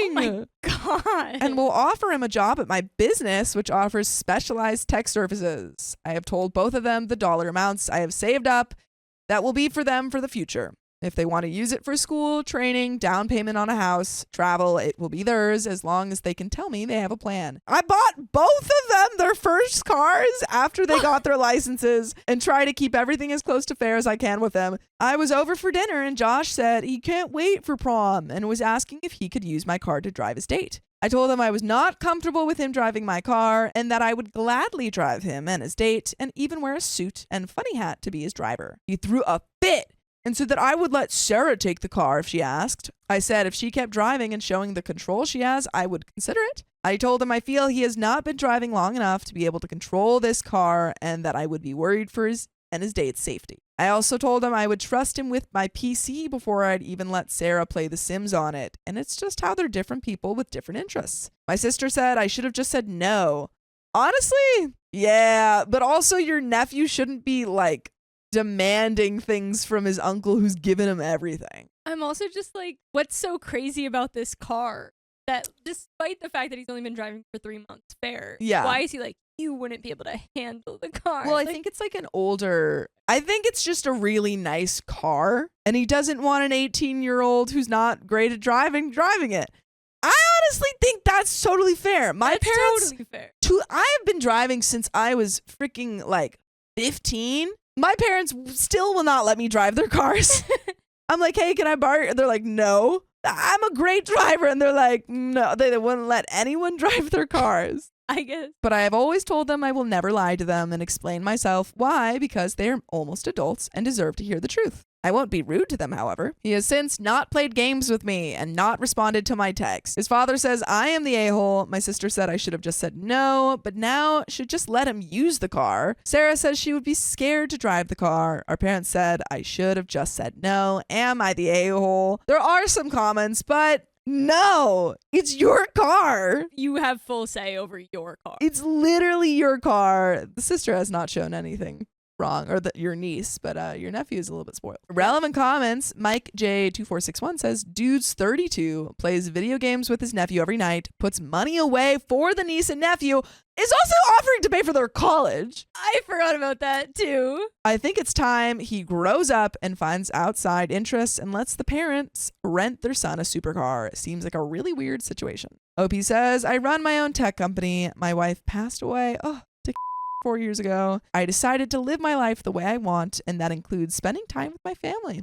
I don't drink. I don't smoke. My house has been paid off for a few years. My bills are my business, keeping the lights on, and my employees paid and happy, and insurance. I'm not going to be a slave, and if I can keep them from having to slave away, I will. Commenter asks what car Josh has. OP says the car that he, his parents, and I picked out is a more practical Subaru. Nothing fancy, but a reliable car that will get him and his date to prom without issue. There was a situation over Mother's Day weekend. He's lucky I don't take his car back as payment. Yes, my name is on both of their cars. I may post an update after everything is fixed. There is an update 2 months later. Do you have any thoughts before we jump into that? I mean, you said no. He's throwing a fit. Sounds like it's a no. Like, Yeah. you're not changing that. And there's clearly already been an incident recently. So it's like, that's the end of that. You're an adult. You Yeah. told a child no. And He has to deal with it. He's got to deal with it. You said no. End of discussion. There's no way you could be the a-hole for your answer right. because it's your property. It seems now like OP is just kind of sad that like lost his gaming buddy, which is sucks. fair. Yeah. It seems like you have a pretty close relationship with your nephew. I think you need to like sit him down and say like, hey, really miss gaming with you. It feels like, maybe there's a better way to say this, but something along the lines of it feels like you only want to hang out with me because I give you things. Yeah. If that's all you see me for, then, you know, this relationship isn't as close as I thought it was. But there is an update. My parents returned from snowbirding, and so we decided that they would use my house to host Mother's Day. I won't go into detail, but after being told this, I made a nice dinner for my family and had everyone over. I tried to talk with Josh, but he was still obviously upset that I did not change my mind to let him use the car. At one point, while hosting outside, I hear a thunk, and Josh's dad gets a smirk on his face. Sarah goes pale and just mutters, he didn't. The family goes to see what the source of the noise was and finds Josh putting a bat away and a very obvious dent in my fender. A wave of calm comes over me and I know exactly what to do. Get in, I tell him firmly. After a minute of this, he hops in the passenger seat and I take off. For legal reasons, I will not explain exactly how I drove my car, but the Happened in Mexico crew would be proud. I'm assuming fast. After we got back to my house, he is pale and I need a new set of tires. My sister yells at me that I could have unalived him. His father is quietly drinking my adult soda and my dad is trying to help Josh walk. With the adrenaline pumping through him, sister mutters I told you so, as I tell my sister that she and her husband have to pay to fix my fender or else I will get the authorities involved. My mother is crying, upset, and the day was ruined as people packed up and left and more words were said and yelled. Currently, the car I bought for Josh is sitting in my driveway. I have already fixed my fender and sent a bill to my sister who told me to shove it and that family doesn't treat family this way. I have called my buddy who's the local sheriff and can have charges pressed. I do a video footage of him willfully damaging my property. However, Josh apologized for everything. The drive was the wake-up call he needed. He said he would get a job to pay for fixing my car, even though his mother had told him it's my problem to deal with. He said he was being a stupid kid and needed to grow up. I told him on top of fixing the car, he now gets to take Sarah's place of cleaning my work building and garage. His car is now just my car again, and he needs to figure out all the rides he needs to keep everyone happy. He told me to come get the PC I built him, but I told him to hold on to it for now. The bill, a little over $2,000. Luckily, I had the car painted last year and still had some mixed paint without the hardener in it. Worked the dent out, replaced the fender brake, replaced the inner fender, replaced the portion of the stiffening kit, and had the fender repainted and feathered into the surrounding body panels. vintage cars are not cheap to work on. There's also been an incident involving Sarah, 100% not her fault. And so she's staying with me until things can get figured out. That will be posted elsewhere. And there are some comments. But do you have any thoughts? Because I have some thoughts. I mean, was not expecting the brother to Yeah. have like a full circle, like, Yeah. oh, we're The taking nephew? the Yeah. nephew for like, I will take full responsibility. Yeah. I'll pay, even though my mom won't. Like, Yeah. that part was good. Sounds like he's coming around. The fact that he has completely owned up to it and said, like, I'm so sorry. That was completely immature of me. I will work. You can take my car. You can take my PC, like all of this stuff. I think is very clear that this is a stupid 18-year-old who has been seemingly egged on by his parents. True. It could have been a lot of his dad the whole time. Yeah, which does not excuse his behavior. He's still an adult. He still should have known better. But it does seem like, I mean, the fact that his mom is saying that he doesn't owe OP anything and the dad was smirking about it feels like there might have been some egging on there. Relevant comment. Condition Big 6373 says, wow, that update was wild. I hope your sheriff friend is able to get them to see sense. Has Josh said anything to his parents about you being right not to let him drive? Hope he says he did. My sister is upset with me for the reasons involving Sarah. It's almost funny that the people who claim you don't do this to family are the first to throw family out when something doesn't fit. Update 2, 3 months later, 2 months before she turned 17, my monster of a sister and brother-in-law punted their daughter out of their home. Backstory, or else I'll just rant about how evil that family is. I got home from working late one Friday, and having worked 12 hours that day, was ready for dinner and to go to bed. As I'm cooking, my phone rings to a number I don't recognize. So I put on my owner of the business voice and answer with my usual greeting, only to hear sobs and, "Uncle, can you come get me? I can't go home." When I tell you, I threw my pan in the sink and took off. Okay, you're too good. I get to the gas station down the street from sister's house, and there is Sarah looking like she was halfway to passing away. I hug her, get her to calm down a bit, get her into my truck, and we go back to my house. We get home and ask her for as much info as she wants to tell me. She just wants to go to bed. Sure, is she okay? Does she need hospital, police, anything? No, just sleep. The next day, my sister calls me and verbatim says, "Hey, OP, have you heard yet?" OP, no, is this about Sarah? Sister, yeah, brother-in-law's cousin caught her and Sarah's friend at a public area close by that identifies me. And they were all over each other. OP, hard to see her doing that in public, but sister, heavy kissing. OP, making out, being a little witch. OP, sister, it's natural people kiss. Is that why sister, we punted that skank out. We didn't raise. I hung up the phone. Let me tell you, I was seeing red and ready to roll. Anyone who knows me and can guess by my responses know I like to have a plan. I like to think ahead. I need to have my steps ready. First step, I call my sheriff friend, told him what I know so far, so no, I'm not harboring a runaway. Next step, call the local PD, talk to the captain who told me there was nothing he could do till her parents called them and reported her as a runaway. Or Sarah calls them and reports she has been punted out, in his words, where she is so close to adulthood it would not be resolved before she's 18. Last, wait for Sarah to wake up. She didn't get up until late and honestly looked like she hadn't slept. I asked her if she wanted a hug. She nodded and cried. I have never seen her so upset, and thinking about it again breaks my heart. When she started to calm down and feel better, I told her flat out, "Sarah, I love you and accept you. Your mother called me and told me a bit about what's going on. I don't care what she has to say as long as you're safe and happy. That's all I care about." She cried again and hugged me tighter. Now for her side of the story. She and friend were hanging out at the location, just having a good time. At one point, they were sitting and eating food, laughing and joking, and then they kissed. According to her, it was more than a peck, but not all over each other or anything. After they were done and hanging out, Sarah dropped her off and went home. The second she walked through the door, there were her parents just down her throat. Apparently, the cousin of brother-in-law sent a photo to their family group chat with a message basically saying, "Hey, brother-in-law, is this how you're raising your kids?" A lot of yelling, a lot of tears. They told her that she needed to give up her phone, pack a bag, and go live with her friend if she wants that lifestyle. Well, as soon as Sarah left, they sent the photo to the friend's parents and called them. They weren't happy and said she wasn't welcome there. She went to the gas station, called me, and here we are. Called my lawyer, got him to give me some info for family lawyers in the area. Sister has sent me text after text and call after call to get Sarah to do some really unthinkable things if she wants to get home. Sister has all but admitted to punting Sarah out for not being straight. Yeah.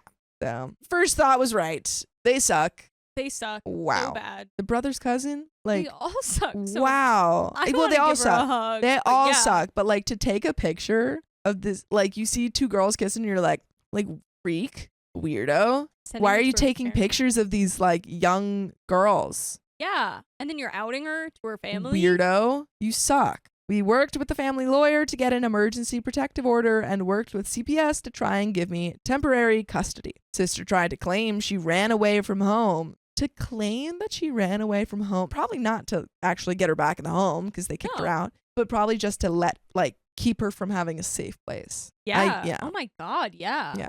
I used the text sent to me to prove they're trying to send her to conversion camps and punted her out if she wants to live that wicked lifestyle. Sister might be getting charges filed, TBD, abandoning her child. Courts are slow. I sent a tow truck to the house to get Sarah's car. They did not want to give up the keys. I had a spare and threatened to call the police because it's in my name. It's been 3 months. The friend is gone because she got in trouble with her family. Ugh. We got some of Sarah's things with the help of my sheriff friend. Other things were missing, so I replaced what I could. Tons of clothing, makeup, some other personal belongings were all gone. Her phone and laptop were claimed to belong to the family and hard to prove they were her personal things. Josh is in college, staying on campus working. He paid the bill for my car, was cleaning my garage and work building every other day, and worked whatever he could over the summer. He said he will be no contact or low contact with his parents once he can figure out how to pay for his own things. This devolved so quickly. And I just want to give huge props to both of these kids Oh my. for making such difficult decisions. Like Josh for, doing something wrong, owning up to it, even though his parents suck. And we're like, no, it's fine. You don't have to pay anything. Wow. And I feel like this gives so much more insight on how much those parents sucked. Where Yeah. Before it was like, Oh, okay, they they're suck a little bit. yeah, It's this like, incident. no, they really suck. Yeah. He got some good grants and scholarships, but life. I told him there is a place here for him if he needs it. Once he gives me his plan, the money I save for him is his. Wow. Sarah is back in school and just trying to get through everything. For her 17th birthday, we went to a Comic-Con type of thing. I paid for a group of her friends to be able to join us. Then we went to a car show the next day. I got her a new laptop and phone, told her they are hers with no BS. She misses her parents, but understands they don't accept her. I am paying for her to get some counseling sessions in, just to help her work through it in a healthy way and understand this is not her fault. I told her she can go to as many or as few sessions as she wants.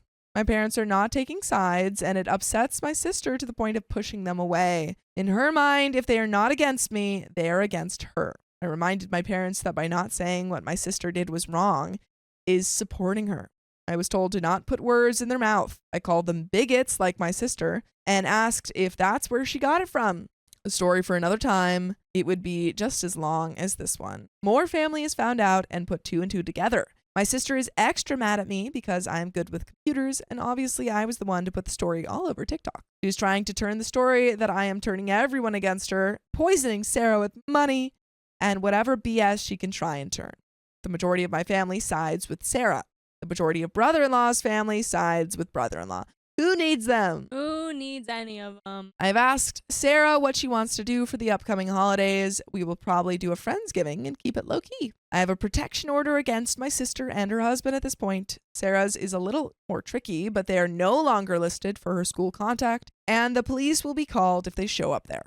It's not much, but anything is better than nothing at this point. Not much else to report. And there is a third update almost 18 months later. Do you have any thoughts? There's more. Yes, I hope it gets happier. I hope A+ to this uncle Yeah. who has been the absolute Just best. And- angel of an uncle. yeah, and thankfully have done everything for them so Yeah. far. Yeah.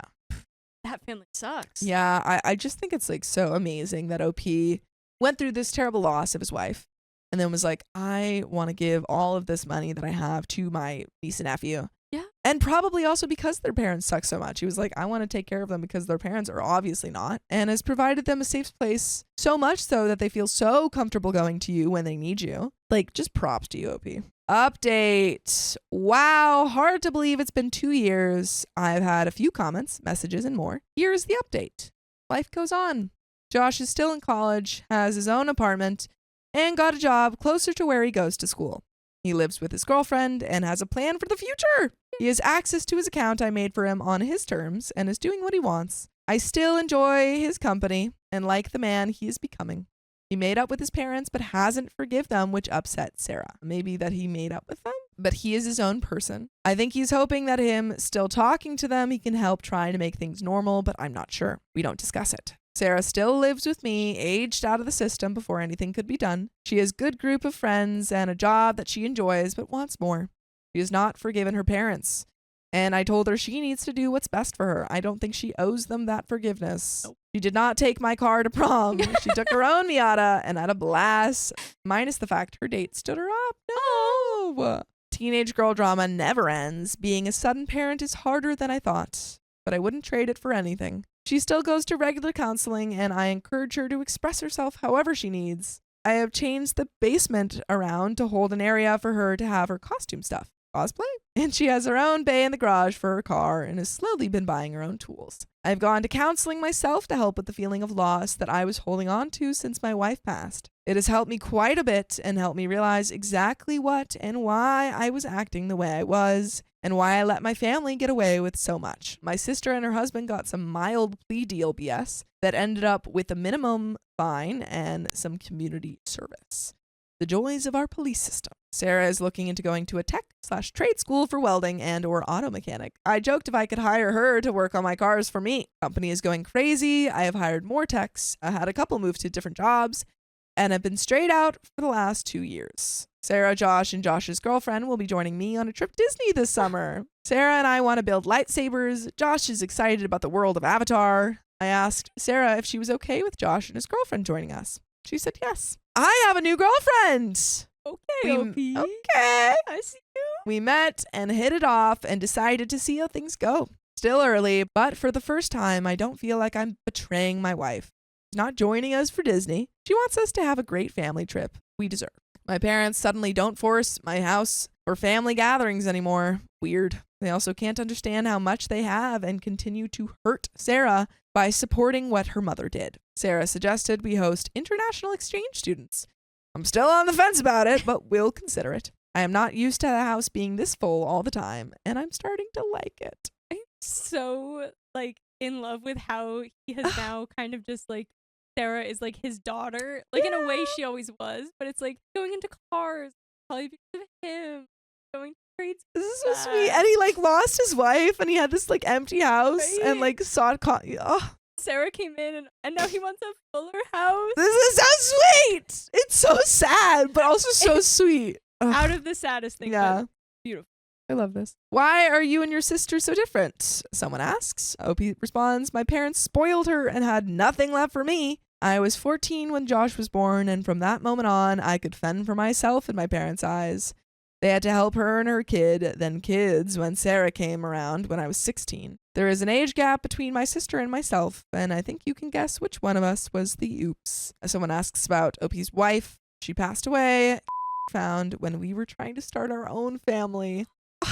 It sucks. She had a heart of gold and a smile that made the worst days feel like a dream. She was loving, gentle, but held her ground. She would tell me when I was being a butt, a 5 foot, 100-pound woman who had strength that made me question myself some days. I miss her every day. We met at a gym when we were 15, 14. She had a great supporting family. I did not. Her mother welcomed me like one of her own kids from day one. And when we started dating, it only got stronger. It was never are you staying for supper? She just made me a plate and made sure I ate. I'm still close to their family. And someone says, why are you so close with your family? If he responds, my wife encouraged me to get closer to my family. She couldn't imagine not being close to her large family. She understood my family wasn't the best, but hoped we could all be civil. Josh and I bonded over video games. Sarah and I bonded over cars. When my company got big and I bought a house, my side of the family decided to use it for everything they could. All the holidays happened at my house on my property. By the way, all of your holidays can include full episodes with stories just like this. Just go to Spotify, Apple Podcasts, or iHeartRadio and search it Poke Storytime. There is a little bit left to this lovely, sad, bittersweet story. But do you have any final thoughts? We started about a car. Yeah. that the brother hit with a bat, and it got terrible, and now it's really. It's I just don't so like. sweet. I don't even know what the question is anymore. But Uncle, you were doing amazing. It's so good. Like, wow, what a horrible, set of circumstances, but just a really lovely outcome. And you're just a freaking angel, OP. He's probably just like this on his own, but he's like really how his wife was. Yeah. Stop. Stop. Oh, man. Well, there is a little bit left to the story. We're going to finish it off. Why are you doing what you're doing? In general, because I want to. For Sarah and Josh, I saw a bit of myself in Sarah. She never got along with her parents. She wasn't a girly girl, but does wear dresses. And her dad could be, at best, called a finance bro. Sweater vest, God. plays golf, drinks, is never home, works in some sort of banking kind of guy. Josh was the normal boy, played sports, liked sports, got into video games, likes video games. But we were closer in age than the other family members, so we just kind of hung out at events. I was the designated babysitter for a long time. Is Sarah XYZ on social media platform? No idea. I will not make comments on anything Sarah doesn't do, post, might not post, or anything for her own personal life outside of what I have said above and posted above. That is up to her to disclose or not. Someone says, you need cameras, and OP responds, got them. I've been very open about having them. I think that's the big reason nothing has happened at my house, garage, work. Nice story, fake, someone says. OP responds, I wish. I do truly wish. Do you have any friends who have come out, especially those who grew up in a religious home? Ask them how it went. Check out the LGBT plus subreddits. Look at what half those people have had to go through. Her story is minor compared to others, and that is horrifying. We need more love and less hate. OP, you're an angel, and I love you. You're amazing. Absolute sweetheart. Absolute golden Keep doing it. heart. I love Everything you. do it. Yeah. So that's the end of that story. I got the cops called on my neighbor, and it got my sister in trouble.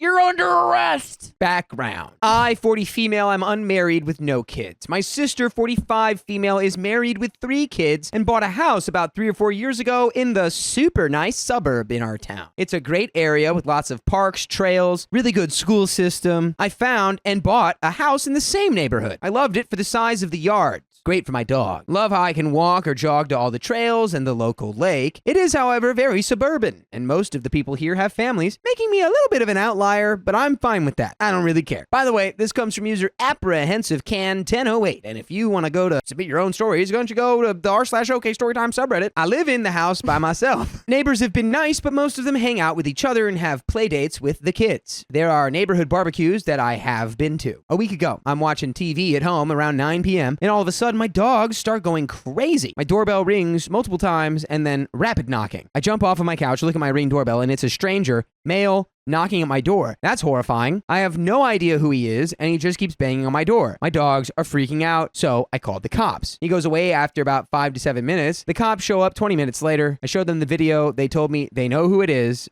and wouldn't tell me, and then left. The next day, I get a phone call from my sister. She is super pissed that I called the cops on Dave, and how could I do that in this community? I'm confused. Who is Dave? Oh, it's apparently the local neighborhood watch guy and school teacher, and he thought I was driving too fast down the street and wanted to talk with me. I was flabbergasted. First of all, there isn't any way to drive fast in this neighborhood. There are stop signs everywhere, cops everywhere. They literally have their own police force, and there are speed bumps every 2 blocks. Number 2, why didn't he call, text, email before knocking on the door at 9 p.m. on anyone's house, much less a single woman at home? Sister said that my reaction was totally over the top, and you don't live in the hood anymore. People visit other people. I stand by my right to be safe and not get harassed by my neighbor. Sister is pissed because there was no danger whatsoever, and apparently this was the discussion at the recent PTA meeting. And since I wasn't there, why would I go to a PTA meeting? She was charged with defending me, and now she looks bad by association. She also brought up that I walk my dogs without a bra on all the time.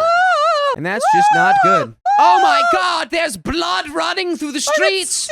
Her memories are not encased within a brassiere. Oh boy, she's unwed. She wants me to reach out to Dave and apologize and say that I'm absolutely sorry for calling the cops and driving fast. She told me I needed to play nice with the neighbors unless I wanted to be moving in a year. Maybe I did overreact, but I am just so annoyed that I don't want to do anything related to that. And maybe that makes me the a-hole. Thoughts? No, you're not the a-hole. We've got some comments here from Tater Sprout. Not the a-hole. What Dave did was highly inappropriate, and you being discussed at a PTA meeting was also inappropriate. Is this an HOA? Actually, no, there is no HOA. This is partially why I brought this here. The PTA meetings apparently just have slowly become a neighborhood meeting because everyone is there, I guess, per my sister. There are a few other people here that don't have kids or aren't married, but I don't know what they do, nor do I care. Deleted says, not the a-hole. I'd get a sign from my door that said F off and get a life, Dave. Also, the no bra thing is creepy, and I would get the sleaziest dog walking outfit I could find now. I advise you not to drink the Kool-Aid at the neighborhood barbecues. You might turn mental like these busybodies. OP replies to this comment, the more I think about it, the more I think it's my sister talking when she's talking about the dog walking bra thing. She said, and by the way, walking your dog without a bra on is just weird and needs addressing. Get a bra on that dog, man. Get a bra on that dog. Put a bra on your dog. Your dog's tatas are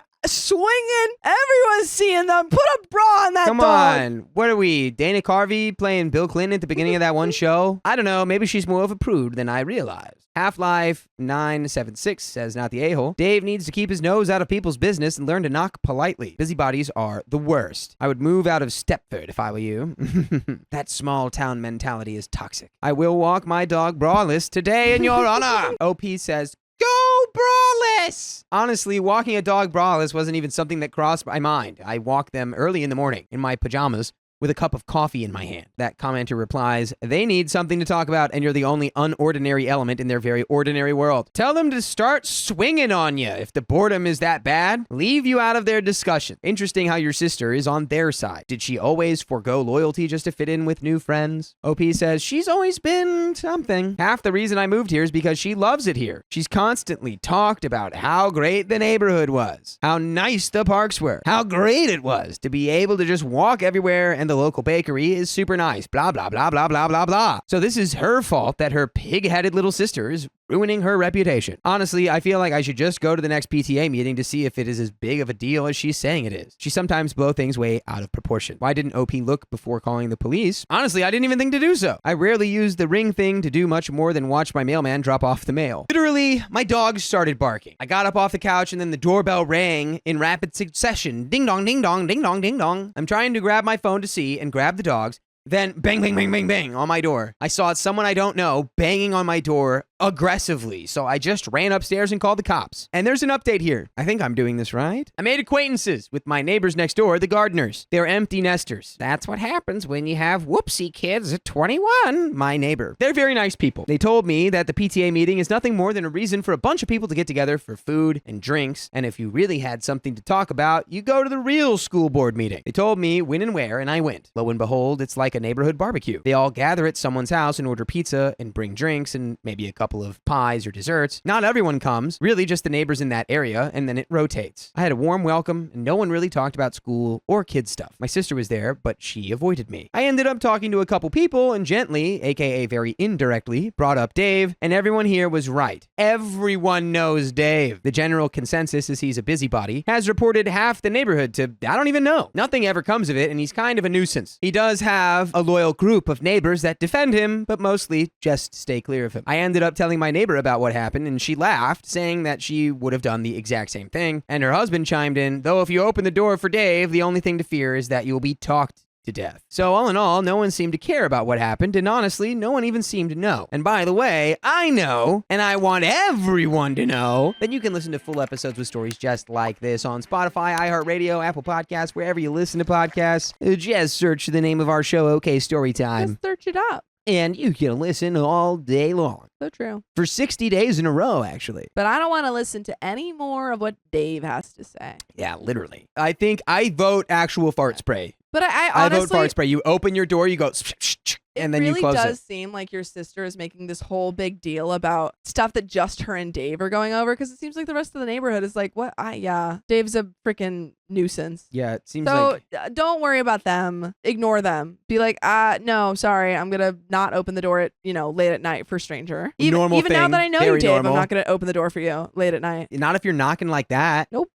I assume they're dating, the sister and Dave. They've No. got to be together. Why else would she be like so involved with Dave? Because she's got a crush on Dave. So I went over to my sister's, since she's the only one that seems to be making this into a big deal. Long story short, she doesn't like that I moved here, and that's it, really. She convinced you to come. She's like, now she's copying my whole Now she's flow. here, and I actually don't want her to be here. It's like copying my whole life. She just really didn't think I would ever move to the suburbs, and when I did it, she really didn't want to be lumped together with me. We got into kind of a fight over it. Also, she wanted to run for school board, and Dave sits on the school board, so he was pissed that I called the cops, and she felt like I was getting her in trouble. We currently aren't talking. What a wonderful life that For the must be, best, not have to talk perhaps. to the most annoying people in your life. Yeah. No. Wonderful. No. Am I the a-hole for refusing to help my sister? No context needed. I, 28 female, have been busting my butt for years to save for my own house.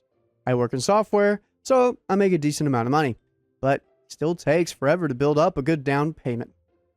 Meanwhile, my younger sister, 25 female, is in grad school with barely any credit.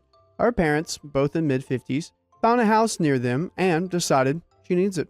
They made an offer without telling me, and now the deal goes through if I co-sign. Hmm. The problem? I had no clue they'd do this. Yeah. My parents basically dropped a bomb. You have the best credit score. Co-sign so your sister can get the house. No. So they also hinted I could chip in for the down payment because you've got the money. No. By the way, this comes from Fancy Panda, and if you want to submit your own stories, go to the r/OKStorytime subreddit. So if I co-sign, I'll be on the hook if my sister can't pay. She's still in school, has debt, and zero backup plan. The bank might also reject my future mortgage application since they see I'm already tied to another loan. But my parents say I'm selfish and forgetting family values. My sister's calling me a monster for leaving her stranded, and my mom threatened to cut off any future financial help, like wedding money, if I don't help right now. Does she even have money to offer?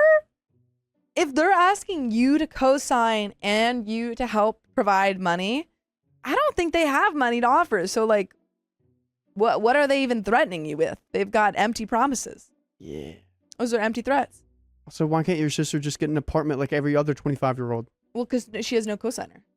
That's the problem. Well, they're buying her a house, not she just needs to go rent an apartment. Oh, yeah, that's true. But she would also need a co-signer probably for the apartment Great. because her credit sucks. And she needs to figure that out herself. Some relatives thinks it's insane my parents try to rope me into this after they already made the offer.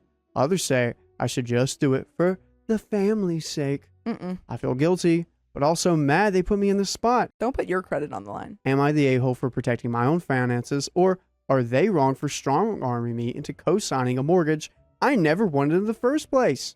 I don't think you're the a-hole here. I do not think you're the a-hole. Yeah, dude, you gotta look out for number one. Yep, That's you. absolutely. And probably your dog, because I know you want that backyard for him. Mm-hmm. Mm-hmm. If you think OP should stand her ground, tap that like button. We gotta edit.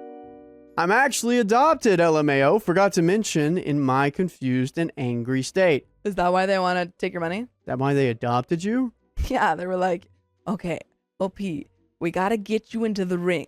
You're to become the best boxer there ever was. Or We they... get so much money off you. Oh my gosh, I have such a horrible... Oh man, it's funny. Say it. It's bad. It's bad. You know, what if they're like these like white parents and they adopted a Chinese kid and they're like, oh, they're gonna like be really smart with computers and we're gonna adopt them and like take them for money. And then OP's like, oh shoot. What? Oh, shoot, my parents are racist. Oh shoot, my parents are racist and they just want to use me for my money. Yeah, that's a possibility. That's probably what, that's what went through my head. What happened? My parents adopted me when I was very young because they'd been struggling to conceive. A few years later, they had my younger sister, naturally, which was a huge deal to them since she was their miracle baby. Ever since, it's felt like my role in the family became the older adopted one, while she was the golden child who could do no wrong. Growing up, I was expected to pitch in more, be more responsible, and genuinely look out for my sister. I worked my butt off in school, snagged scholarships, and even landed a good job in software. All the while, I felt like my family mostly saw me as the fallback option in case no one Yikes. needed financial or emotional support. Oh man, they were like, yeah, we got this other kid. We just use them for finances, though. You're It's like a the it's like piggy a bank. nest egg, Yeah, but it's a child. you're the piggy bank. They really did invest in you. I did. Now I'm actually building my own life, saving for a house, focusing on my career. I'm realizing how my success just makes me look like a bigger piggy bank to my parents. The more independent I become, the clearer it is that I need to separate myself from the constant guilt trips and the unspoken expectation that I always have to bail them or my sister out. I love them, but I can't keep sacrificing my own future to maintain a dynamic where I'm never the priority. So thank you all for the wake-up call. You're welcome. Update. So here's where I'm at.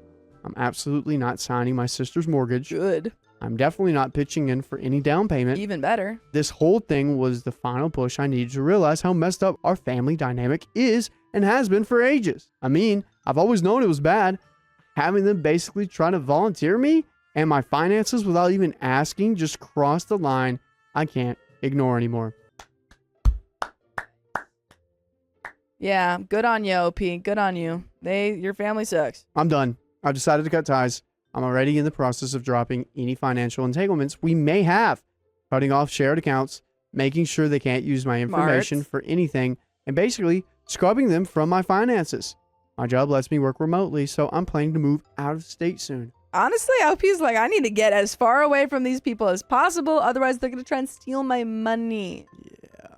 And I would not put it past them. Might already be using your social security number to Truly, get they might credit card already be loans. using your identity. That was always in the back of my mind, but now it feels urgent. I need space, distance, and a real shot at a normal life without the constant guilt trips. I'm also locking down my credit, freezing it, changing passwords, everything. I'm not taking any chances that someone might try to open a line of credit in my name. I've seen horror stories, and I'm not about to become one. By the way, you can listen to these crazy stories on your favorite podcast platform. Just search up OK Storytime on Apple, iHeartRadio, or Spotify. We have plenty of stories to go around all day, every day, all day long. I'm going to finish it. All right. Thankfully, I'm not alone in this at all. My close friends have been incredible. They're basically my real family at this point, helping me pack, offering me a place to stay if I need it, reminding me that I'm not crazy for wanting to protect my future. They've been the biggest source of support. And I'm honestly so grateful to have them in my corner. So yeah, that's it. I'm not signing. I'm leaving. I'm done. If my family wants to blow up at me for abandoning them, so be it. I've got to look out for myself, my credit, and my sanity. Here's to hoping things only get better from here. Everyone who commented their 2 cents are amazing people, and I thank you all for your support while I'm dealing with this. Truly, thank you. And there you go. Good. I knew OP was going to have it whenever she, got a good job in software. She was definitely going to handle this well. Oh, yeah. I mean, the fact that you have the finances and stuff is very obvious that you know how to handle it and you know what's a good idea and what's a bad idea in terms of money and your financials. So yeah, this is clearly, don't ever, co-sign on it's clearly, yeah, they're Clearly a trap. clearly a trap. Bad idea. I want to evict my brother because he disrespected our home. Disrespect our home, you get kicked out. Nearly a year ago, 3 things happened. Number 1, me, 22 male, and my boyfriend, 23 male, started renting my stepdad's old house. 2, my mom and stepdad's house burnt down. Oof. And they were struggling to find a house big enough to accommodate the family. 3, they asked if my younger adult brother, 21 male, could move in with us since we had extra room. By the way, this comes from C-word bringer. Oh, okay. And if you want to submit your own stories, go to the r/OKStorytime subreddit. My mother had floated the idea of my brother moving in with me for a while before this as well. It caused issues between her and my stepfather as he felt my mom babied him and let him get away with doing nothing. The only reason my brother has a job is because my mom asked one of her friends to hire him. This was a big point of contention in the relationship, and my mother has said if my brother didn't move out when he did, then they probably would be headed for divorce. I want to clarify, he is not high support needs or anything like that. In fact, my mother used to hold the fact that he had a higher IQ than me over my head. but he doesn't act like it. I feel like his Asperger's diagnosis made my mom keep him from any responsibility. So while he is quiet and we don't see him often, he works overnight, we still end up dealing with his mess. This includes, but is not limited to, washing all of his coffee cups because he never does any dishes, having to force him to clean his room because the floor is hidden by fast food bags and boxes. Ooh. He drinks all our adult soda or booze without asking.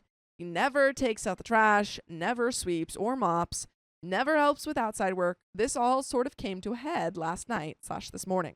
My boyfriend and I went out of town for a week and deep cleaned the house before we left. We asked my brother to watch/feed/water the cats and make sure the house stayed clean. When we got home, the house stank like body odor and cat pee.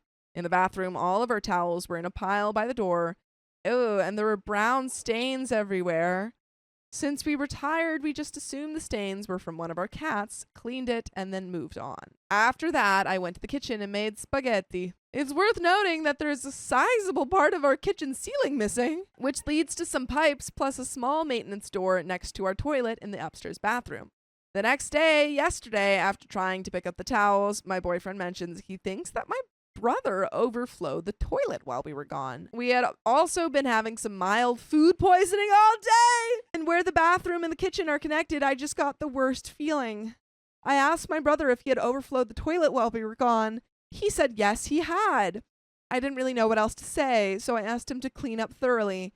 I feel like I genuinely don't know what to say to him. How does a grown man not know how to clean up his own mess? He left it all over our effing bathroom. And because my boyfriend didn't know the towels were used to soak up toilet water, he used one to dry his athlete's foot that night. I personally wouldn't have used a towel that had been on the floor for this, but I digress. That brings us to this morning. My boyfriend is at the clinic because this morning his foot was super inflamed and super painful. So this would mark 2 ways that we've been affected physically by my younger brother not cleaning up after himself. I am at a total loss for what to do because he is my younger brother and I love him, but I'm tired of playing caretaker for this man who is fully capable of taking care of himself. Growing up, I was very parentified by our parents when it came to him and the rest of our siblings. Moving out was supposed to be an escape from that. He's fully capable of cleaning up his own mess instead of leaving messes for us to come home to. I feel if he is intelligent enough to brew his own mead and play intricate card games, he is intelligent enough to clean up after himself. Would I be the a-hole if I punted out my adult brother with autism? Edit, my reasoning for thinking I might be the a-hole is because my mom is always like, well, he's autistic, so you just have to tell him. He doesn't think about things the way we do. But I feel like I shouldn't have to tell a grown man to clean up his piss and crap. We were also homeschooled, so he has no social life, and I don't even know where he would go if we punted him out. No one else in my family wants to take him in, funnily enough. Folks, there is an update. I have so many thoughts and suggestions, but do you have any? I want to know yours, actually. Okay, first off, Yeah. we already, OP and her husband, or boyfriend, husband? Boyfriend. OP and her boyfriend, partner. I'll say partner. OP and her partner already knew that he was very bad at taking care of Kat, of taking care of himself before they left. Yes. Do not leave someone who is Great. not capable or responsible to take care of your pet. That's just irresponsible pet owner. I was afraid we weren't on the same page, but we No. totally are. Do not leave someone who cannot take care of your pet in charge of your pet. That is just, and expect something else to happen. Yeah. That's not a good idea. Second, you already know that your brother has, different, is autistic. We already know that. So don't assume that your brother can just take care of himself when clearly he cannot. And that's it. And you saw this from living with him before. living So with that's him. what I was so confused about. Why at any point has there not been if he needs instructions to be Yes. told to clean, why was there not something implemented to tell him to clean? Why was he not why aren't you texting him hey, by the way, clean up today? Or yes, there should be tiny things that you guys have figured out to adapt to the fact that he needs a little help with has this. special needs. Literally, he has needs. You know this. And OP's well, he can take care of himself. You literally cannot. You have blanket proof that he cannot. There is an update, folks. I also want to clarify that my mom, stepdad, and brother are not bad people. I know my anger did not paint them in the best light, but I promise they are not manipulative, evil people. They may be a bit maladjusted, but so am I, lol. Anyways, on to the update. I was originally supposed to see my mom the day after I made the post in order to install some hair extensions for her. I planned on discussing the situation with her and making a plan. I had called her on my break at work that day, and she was seemingly supportive of my choice to ask my brother to move out. She said she understood why it crossed a line, although it made her sad. Well, that night, my boyfriend's infection in his foot crawled up his ankle. We spent a long time in the ER that night to make sure nothing was wrong and that the antibiotics were working properly. And thankfully, he is making a great recovery right now. But because we were at the ER until the early morning, I ended up canceling on my mom. I told her I wanted to regroup whenever my brother was off work that way. That way we could all sit down and have a conversation. Our schedules are opposite, where he works nights and I work all day. So usually I only see him for a few minutes, if at all, when I get home from work. I discussed my concerns with my mom over text, and she made it clear she would support us in our decision. Here are some of my texts. Me. He's made it clear in multiple ways he has different standards of living than what I want in my household, and that's fine, but I don't want it under my roof. I can handle messy, but I cannot handle dirty. Obviously, I still want him in my life, and I love him, but I think he needs to self-sustain and learn that mess doesn't just disappear if ignored. My mom says I understand that. Me. Leaving items covered in toilet bacteria everywhere is unacceptable for us to come home to after vacation and in general. It felt really disrespectful considering how hard we worked to make the house clean before we left. It just crossed a boundary for me, especially when it gave us food poisoning and gave boyfriend a skin infection. It could have also gotten our cat sick. But y'all also left pee-pee poo-poo towels everywhere. Yikes. Didn't connect the two, and then continued to eat and drink in that house after it tasting funny. Yikes. My mom, be prepared for him to have some big feelings about this. He loves living with you guys. Me, I know, and I'm trying to prepare myself for that. I love him, and this doesn't mean I want him out of my life or anything like that. But boyfriend could have gotten very sick because of his negligence. He made our house smell rotten. He doesn't pull his weight, and he doesn't respect the space.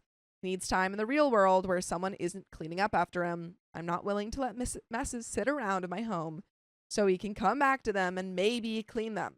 I am not interested in having to coach a grown man into picking up after himself. So that brings us to last night when we had the talk. I texted my brother and told him how we needed to have a talk about some things and that our mom and stepdad were going to come over. I was incredibly anxious all day because I'd mostly just been avoiding him all week because I didn't know what even to say. My stepdad, at my request, kept a back seat in the convo. Basically, it started with me asking a few questions. Question 1. When did the toilet overflow? Answer. Sunday night when we left for the beach. Question. Did he intend to leave the mess for us to clean? Answer. Not really. Question. If we hadn't cleaned the mess, how long would he have left them there? Answer. I don't know. After that, the words just kind of flew out of me. I told him how disrespected I felt, how it is not our job to coach him into taking care of the home he shares, how frustrating it was to come home to that, how dangerous it was that my boyfriend could have ended up really sick. My boyfriend and my mother also chimed in with talking points along the same vein. Then I asked my brother another question. Do you have any goals at all for your life? My brother is not a particularly emotive person, mainly because of his autism, so I didn't really expect an explosive response, but I also didn't expect him to start crying either. He started saying things like he feels like he's not really living and just going through the motions of life. He struggles a lot with feeling listless and anxious, so he just shuts down. I think it really resonated with him that his actions or lack thereof were hurting the people he cares about. He doesn't feel like a real person. It broke my heart, man. It kind of clicked that this is all indicative of a bigger issue and he needs some help to do better. I mean, yes. Yeah. That was obvious the whole time. Like, he needs help. I'm glad she finally figured that out, but jeez, to say that to your brother. Yeah, like, do you have any goals? Do you have any goals in life? Are you kidding? Wow. Some of my anger towards him was definitely misplaced. My parents genuinely failed him He will be moving out. We have a deadline for him, but he is on board completely with getting his own place somewhere within walking distance so we can still spend time together and in case anything happens. He says he's going to contribute more to the household and get himself a place where he feels more fulfilled and responsible. He also apologized to my boyfriend about his foot. We wanted to wait until we got the culture results back before pointing fingers. So while my brother knew my boyfriend was sick, he didn't know why, but it was definitely the towels. But again, you cleaned your foot with With a a pee-pee dirty poo-poo towel. It had to have smelled. They said it smelled. It They had to admitted have. it smelled and had brown on it, and their You're toilet was crazy. backed up. My boyfriend loves my brother and forgave him. All is well again. But it's always gonna be well again if you listen to full episodes with stories just like this. Just go to Spotify, Apple Podcasts, or iHeartRadio and search up OK Storytime. But folks, there's a little bit left to this story. Do we keep messing up? Are all of them men? Yeah, OP is a man. No, OP, yeah, OP's that's a what I said man. earlier. Fiance's a OP is man. Okay, cool. Fiance is a man. I missed that part. I'm on board. Someone earlier The said, I boy think friends. OP's underestimating how much care the brother needs. And I think it's both. The parents failed him and probably didn't. Yes. You know, because I think there are a lot of times that parents with neurodivergent children will overly coddle them and Yeah. not because they're like, oh, they can't do anything. And then in doing so, not actually help them, you know, prepare them for life. Yeah. Yeah. Obviously, they have different capabilities, but that doesn't mean that they're not, you know, Yeah. able to learn. And so I think it's a combination of the parents simply not helping him. Yeah. Uh, Because to me, it sounds Yeah. like something where it's like, if he's told to clean, he can do it, cleans. yeah. So I don't like having like a list on his wall that he'd Yeah. be like, have I cleaned this today? Exactly. Like, check it I off think kind of it's just thing. working out what the accommodations, you know, Yeah. what accommodations are needed. And but I think there is a way that like he'll be fine living on his own. And I think Yeah. that the walking distance thing is great. Absolutely. Mm. Yeah. They can I still think hang it's out. just- yeah. And also you can always, you know, I have a family friend who is neurodivergent, and another family friend who is not related to him but like knows that family. She has kind of lived with him for as long as I've known them. And so it's like, you know, he's able to mostly like he's fine, you know, on his own, but you know, it's someone to like look after. Yeah. So It could you be know, good maybe that there's, like, a she's walking. caretaker, Yeah, or, have you know, someone you come come in a in, couple yeah. times a week and just be like, hey, like this looks great, or like, Yeah. hey, we gotta clean this up a little bit. exactly. It's someone who like is keeping him on track. Yeah, Because it's, you know, especially if this is his first time living alone, you do need that kind Yeah. of. it's gonna be a Yeah. adjustment for anybody to live alone the first time. Yeah. And there is a little bit left to this story. So let's get into it. Ultimately, it went way better than I had expectations for. No one was overly aggressive or cruel, and the message was put kindly but firmly. We should be touring some apartments with him in the coming weeks and getting his life on track. I recommended to him that he should work on getting his GED as well, as I think that accomplishment would make him feel good and boost his self-esteem. Again, thank you to everyone who commented on the original post. And sorry this update is so messy. Haha. I'm much better at structuring my words when I'm worked up. And that is the end of that story, folks. I think my brother is faking being sick, so I confronted him. I'm sick. I, 18 female, have an older brother, Mason, 21. And I'm very suspicious about all the times he's gotten sick suddenly. By the way, this comes from Your Mom Hot 101. And if you want to submit your own stories, go to the r/OKStorytime subreddit. So, my birthday. He magically got a bad headache on the day of my birthday, so I had to move my birthday party plans to a different place. But he also got another bad headache, coincidentally, on the day I was trying to go out with my aunt and my mom for a birthday activity. Both times, my parents or others have stayed back to dote on him, and I would completely understand this if him getting sick wasn't only on every single special occasion of mine. It's gone from migraines to what I assume is fake puking in the bathroom when I'm trying to have friends over, to complaining of a sore throat and a fever. Keep in mind, he doesn't even live with my parents and I right now. He lives about 45 minutes away, and this happens when he visits. Otherwise, he doesn't really seem to get sick so often. This feels like it's my last straw. I'm graduating high school, and I was able to contact some relatives I don't get to see often, and they expressed interest in coming down to my graduation and staying for a few days to have a nice dinner and all that. Magically, my brother is sick again. He shuffled from the bathroom, made some coughing noises, and announced that he had puked. The bathroom didn't smell like it, and he then went off to bed, where I saw he was online on Steam for 6 hours straight while he claimed he was trying to sleep off an incoming migraine. He's been coughing loudly, having these voice cracks that are so comically forced, I can see right through that stupid crap. I can't stand it. I've known my brother so well, I can tell when he's lying, and at this point, all of this feels too often to be just coincidental, given it's only when I have a special event coming up. Now, my mom is saying we can't have anyone else over because my brother will get them sick, and that I should cancel a plan for a graduation party at our house I've been planning for weeks with my friends. I'm tired of this, seriously tired. At first, I was guilty for even thinking that my brother could be faking it, because what kind of horrible sibling doesn't feel sympathy for a sick brother who's suffering?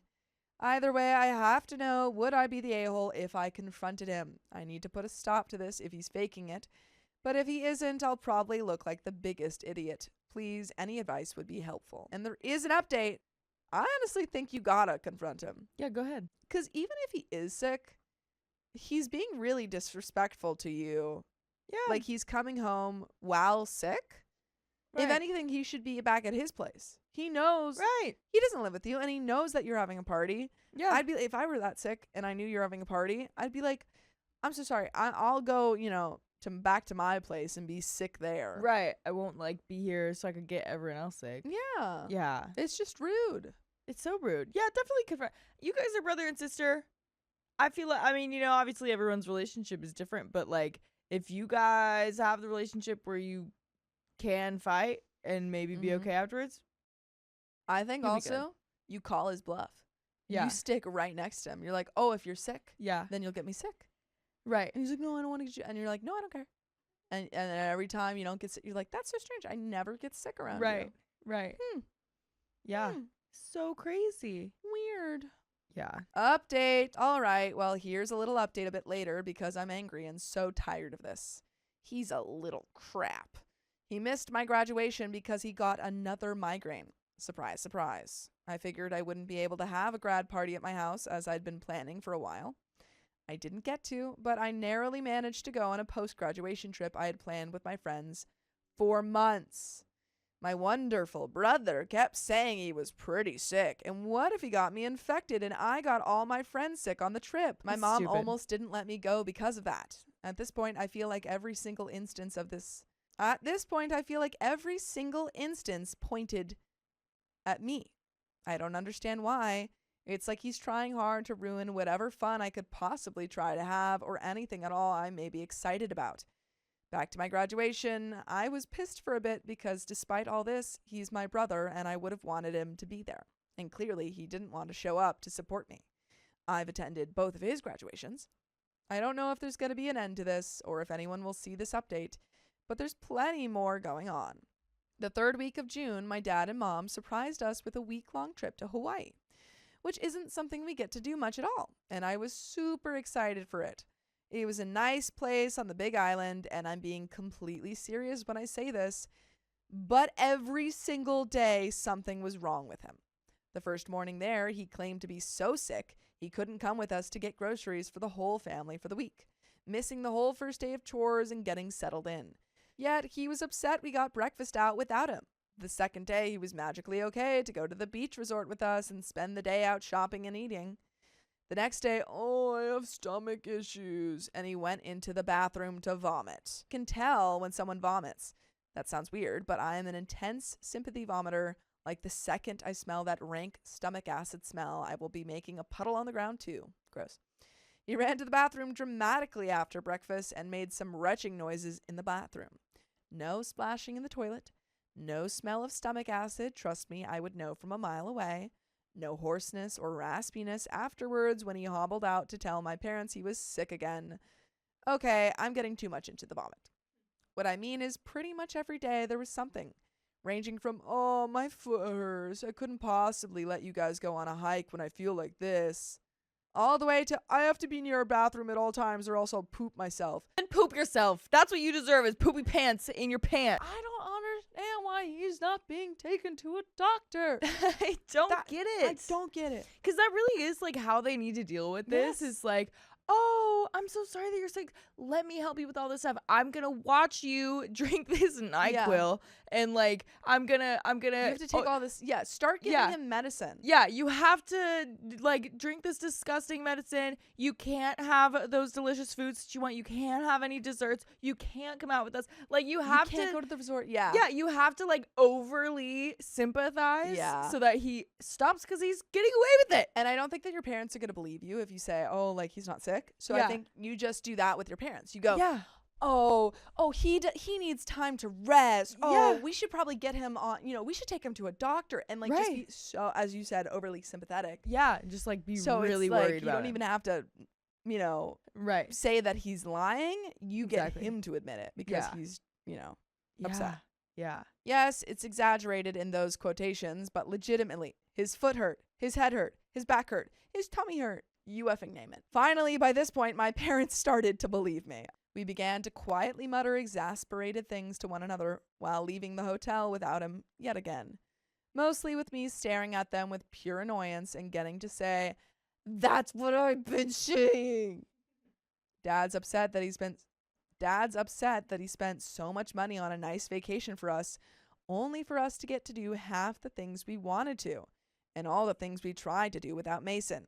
He got pissed at us for doing without him while he was moping at the hotel. Now, we are seeing family across the world. Guess what?